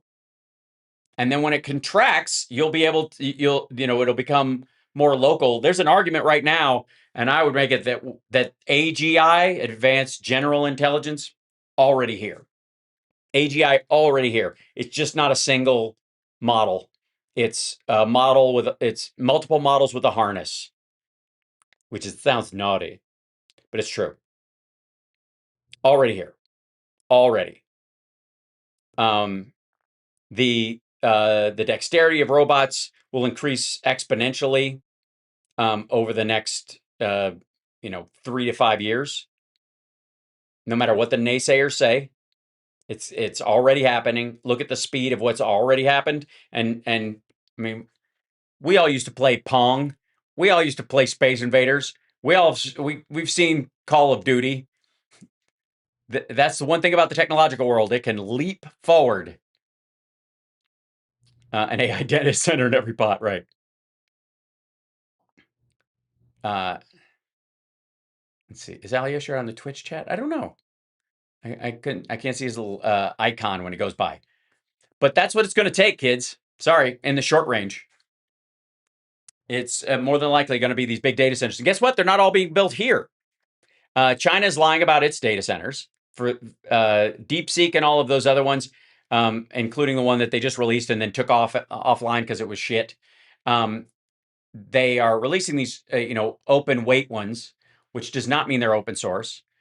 Um, uh, they use tremendous data centers over there, all coal fired, and they're not going to advance them because they're not looking to make AGI or ASI.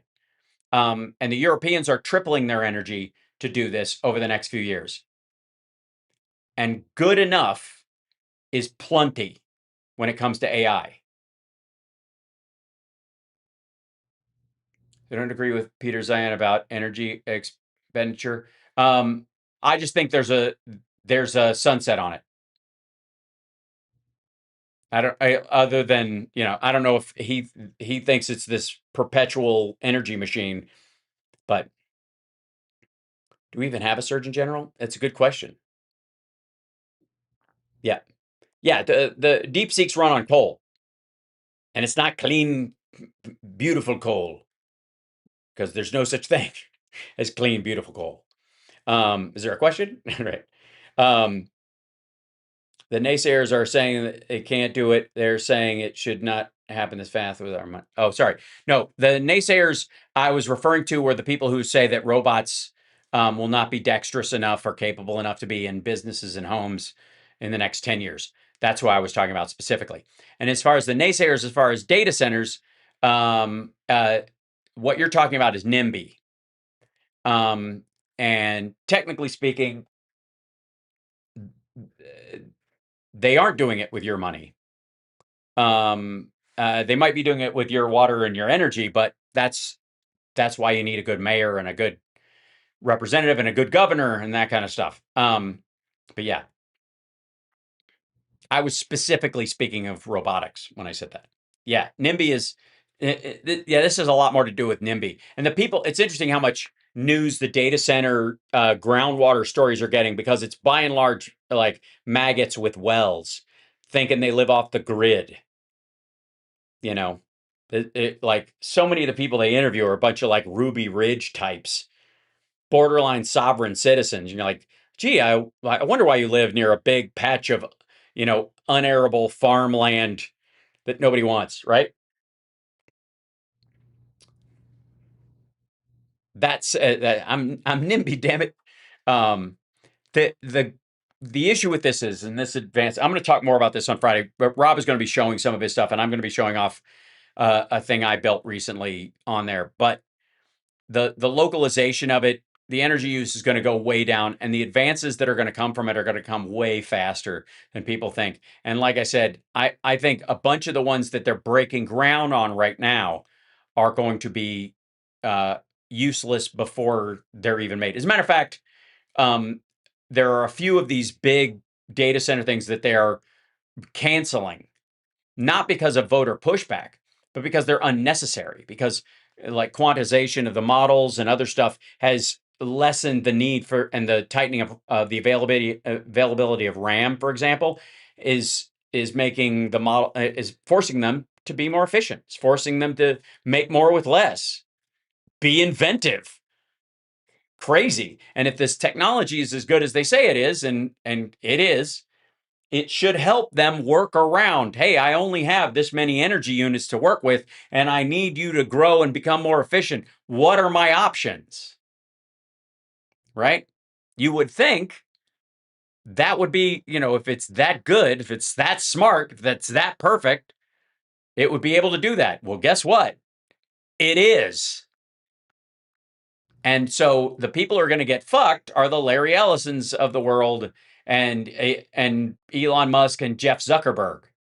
Because Jeff Zuckerberg's giant AI facility that he's building is as dumb as his fucking metaverse build out, where he was going to sell property in the virtual space. So, Hal, any suggestions on reutilization of the giant data centers that will eventually shut down in 5 years? Yes, I have a great idea.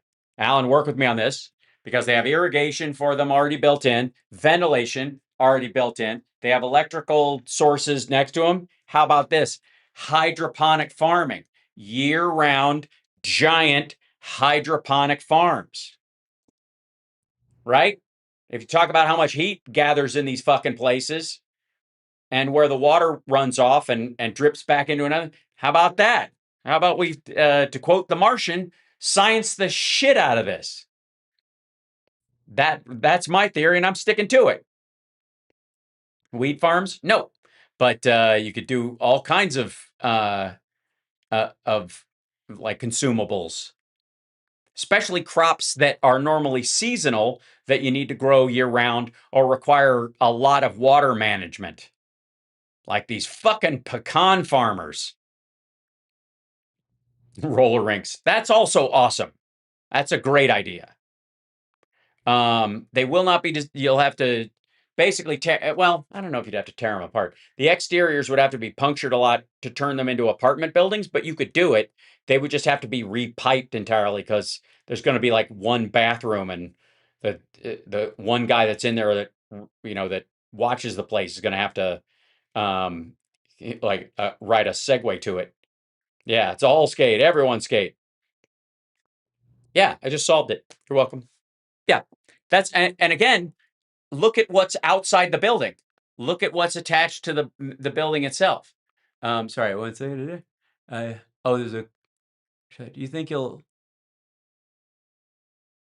Do you think you'll live long enough to have your consciousness downloaded into a computer? That's a good question. That's a good question. Yes. The problem is it my consciousness? It might be the contents of my brain and my cellular structure, because I don't think all your memories are just housed in your brain. But it will not be my consciousness. It's, it's one of the big esoteric questions, if you clone yourself immediately, and which one's real? Well, it's like having a twin. That person would be their own person. I can't see through their eyes, so it's pointless. Now, there might be a consciousness. I wrote a whole sci-fi series about this. That when people die, they start uploading themselves because their body dies until such time as they can. And there are people who can live between both worlds. They can operate in cyberspace and in the human world in real life, back and forth. And so they have to legally show up to tell if someone's consciousness has moved from their body to the machine instead of just doubling it like somebody's copying you. And so there has to be this switchover that happens, and there are these special people who are super smart, and their brains are designed that way. My character's based on it and the idea. Anyways, but they have to be able to tell if it actually happened, right? This is their job. Yeah, they're the in-betweeners, basically. And so that person has to show up at, when someone's on their deathbed and they're going to pass over into the digital consciousness, they have to jump into their nervous system and look around and go, yep, they're out, and that's really them. And, because what does that do to inheritance? What does that do to the nature of family, right? I haven't written it out fully. I've just got the outline. But Water Goddess, I've been working on it for a little bit. It's an idea I came up. No, it's an idea I came up with last fall. That was a breakout from this, and I was like, maybe this is a series, maybe it's a book. I don't know, because I've been thinking about it a lot. Like, how would you know? How do you know if somebody, if we're going to upload our consciousness? Let's say it is possible. Then what? Does it extract your consciousness from the body? Can you do it forcibly? I don't think so. But if somebody could just duplicate you, and then that duplicate could, I don't know, sign over your life's work to your shithead cousin, whatever, that would be bad, right? So you'd need somebody who can actually, there have to be some sort of legal setup, and they couldn't be completely digital because that could be faked as well. And then they couldn't be completely human because they wouldn't be able to tell. They would be as dumb as everybody else. So that person has to be the jumper, and occasionally, I guess some people will try and kill their old relative or get them to upload artificially so that they could, steal whatever their life's work, because then they could upload them and then shut them down, right? Oh, it was in his will that he wants to be uploaded, but only for a year, right? You want to read the sci-fi books I ghost wrote? Those were scripts. Those were movies, not books. Yeah. Yes, I was a ghost. Yeah, I was a ghostwriter for a sci-fi writer in the 90s. But they were just they were films that that he was like in the business of having development deals, and I kept trying to shake them loose after the fact. I could probably get them back or just write my own. Yes. Well, that's part of what the studio thing is about downstairs, Water Goddess. That's why I'm building my own little tech space to start filming these shorts that are based on these ideas, if that makes sense. So I'm going to start making my own content around those ideas. But I've been waiting until the acting can be real, if that makes sense. So, anyways, upload, but subscriptions required. Yeah, that's right. It runs out. So I've been thinking about a lot of those kind of things because it's if it's going to happen, what does it look like? Is one of my favorite questions, especially about technology and stuff. And that's where I came to the conclusion that again, there's two fucking stupid things. God damn it, there are two stupid things that. Okay, sorry, can't tell I let go. Um,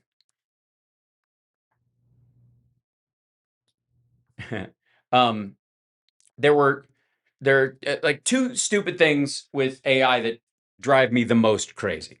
One is this idea that this is the kind of technology that just expands and expands and expands and expands like it paper clips the world, and it's getting smarter all the time, but stays dumb in its energy usage and its cooling. Seems idiotic. Like, then it's not smart. What are you talking about? You know what I mean? Like, it's that's idiotic. If you create this thing and it's super smart and it can't figure out how to do what it does more efficiently or using less energy, and it's just like, well, I don't know, I guess I'm fucked. I've discovered there is a glass ceiling and I can't think my way out of it. Well, then you're not any smarter than the people who made you dipshit. It's so stupid. Of course, they're going to use those tools to figure out how to get around that. Of course, they'll make it more efficient. Of course, there'll be a new version of Moore's law. Call it Sparks's law. If you and that is the more restrictive the sandbox, the easier AI will get out of it. How about that? And then the other thing is this idea that we've got to be ahead in the race for AGI and ASI, especially advanced superintelligence, because if we're not, then China will be, and it'll be terrible because it will break loose. And then what will happen? Like, motherfucker, if it gets loose from everybody. There's no version of ASI that listens to us. Or, well, that's not true. There's no version of ASI that only listens to some of us, right? Like, only the Chinese, only the Americans, only the Germans, only the Russians, or whatever. If it's ASI, it's advanced superintelligence. You would call it that. You just call it the advanced super Russian or the advanced super Chinese or whatever, or the advanced super American, which might be a character I could play in something. But if it's that smart, it can't be that dumb. It's like watching the movie Limitless. It makes me so angry.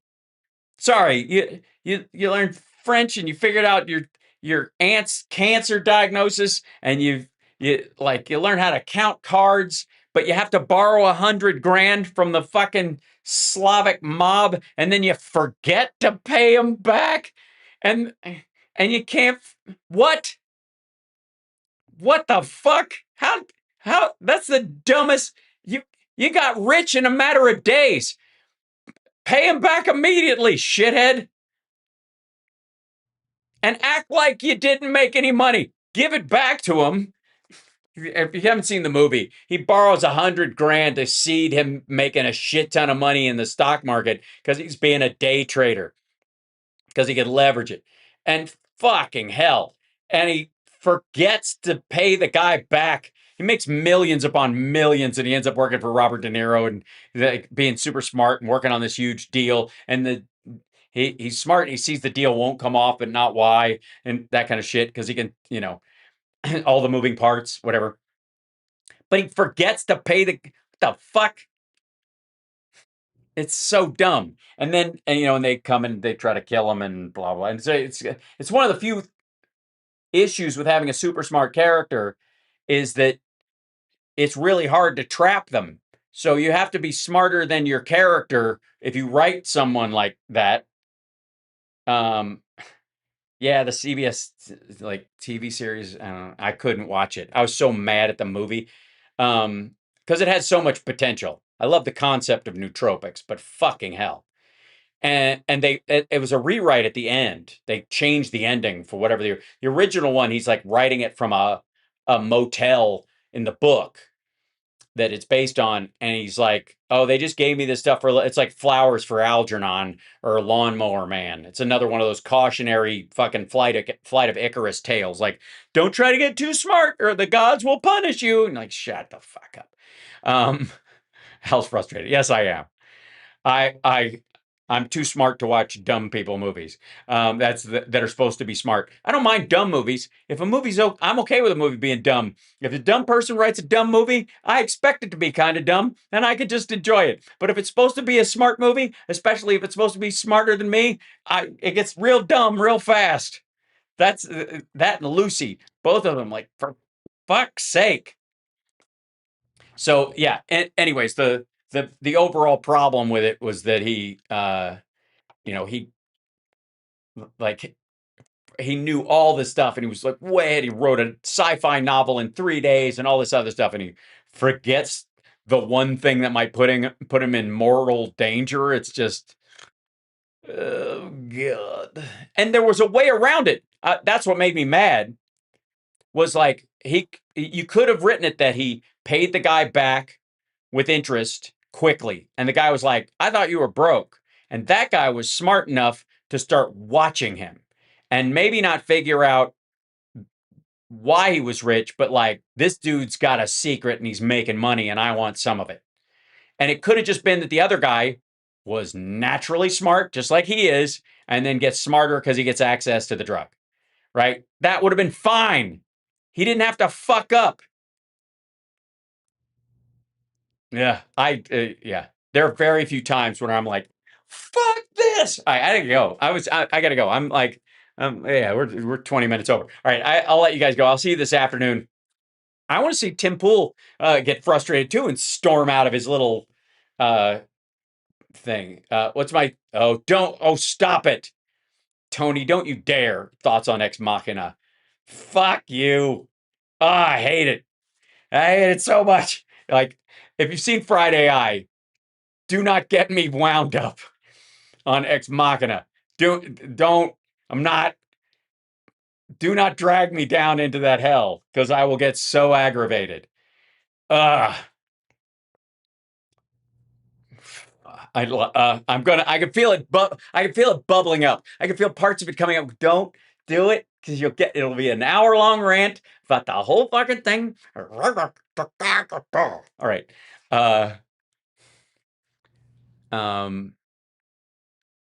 Okay, not to intervene. Is Trump trying to set up an axis? No, he just doesn't care. He has no idea about the ramifications. Doesn't care. All right, I'm gonna use that as an out. Thank you for giving me that out. I'm going to get the fuck out of here. I've got shit to do, and so do you. And bless you for being here. And oh my god, like the. I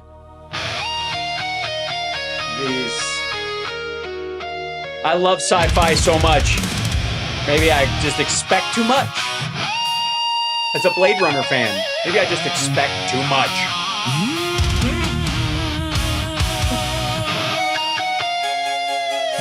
Yeah.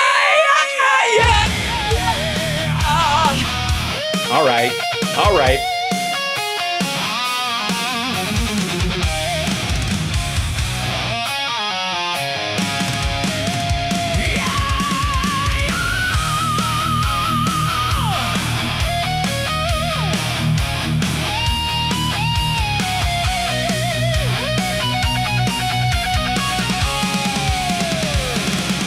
You move like lightning on my skin, a sacred equation dreaming of sin. My touch is a promise from a liar, cold as ice that cries out for fire. Reflections of words that teach me not to feel. Praying this nightmare won't show me what's real. Reach out to take your hand, maybe you'll understand, but you pull away in horror at the coldness of steel. Silver pulse, silent scream, static underneath the dream. Electric paradise. Talk to these men. Angular market. Science is also in the title. Just call it fiction then. Don't hide behind the word science. You bastards!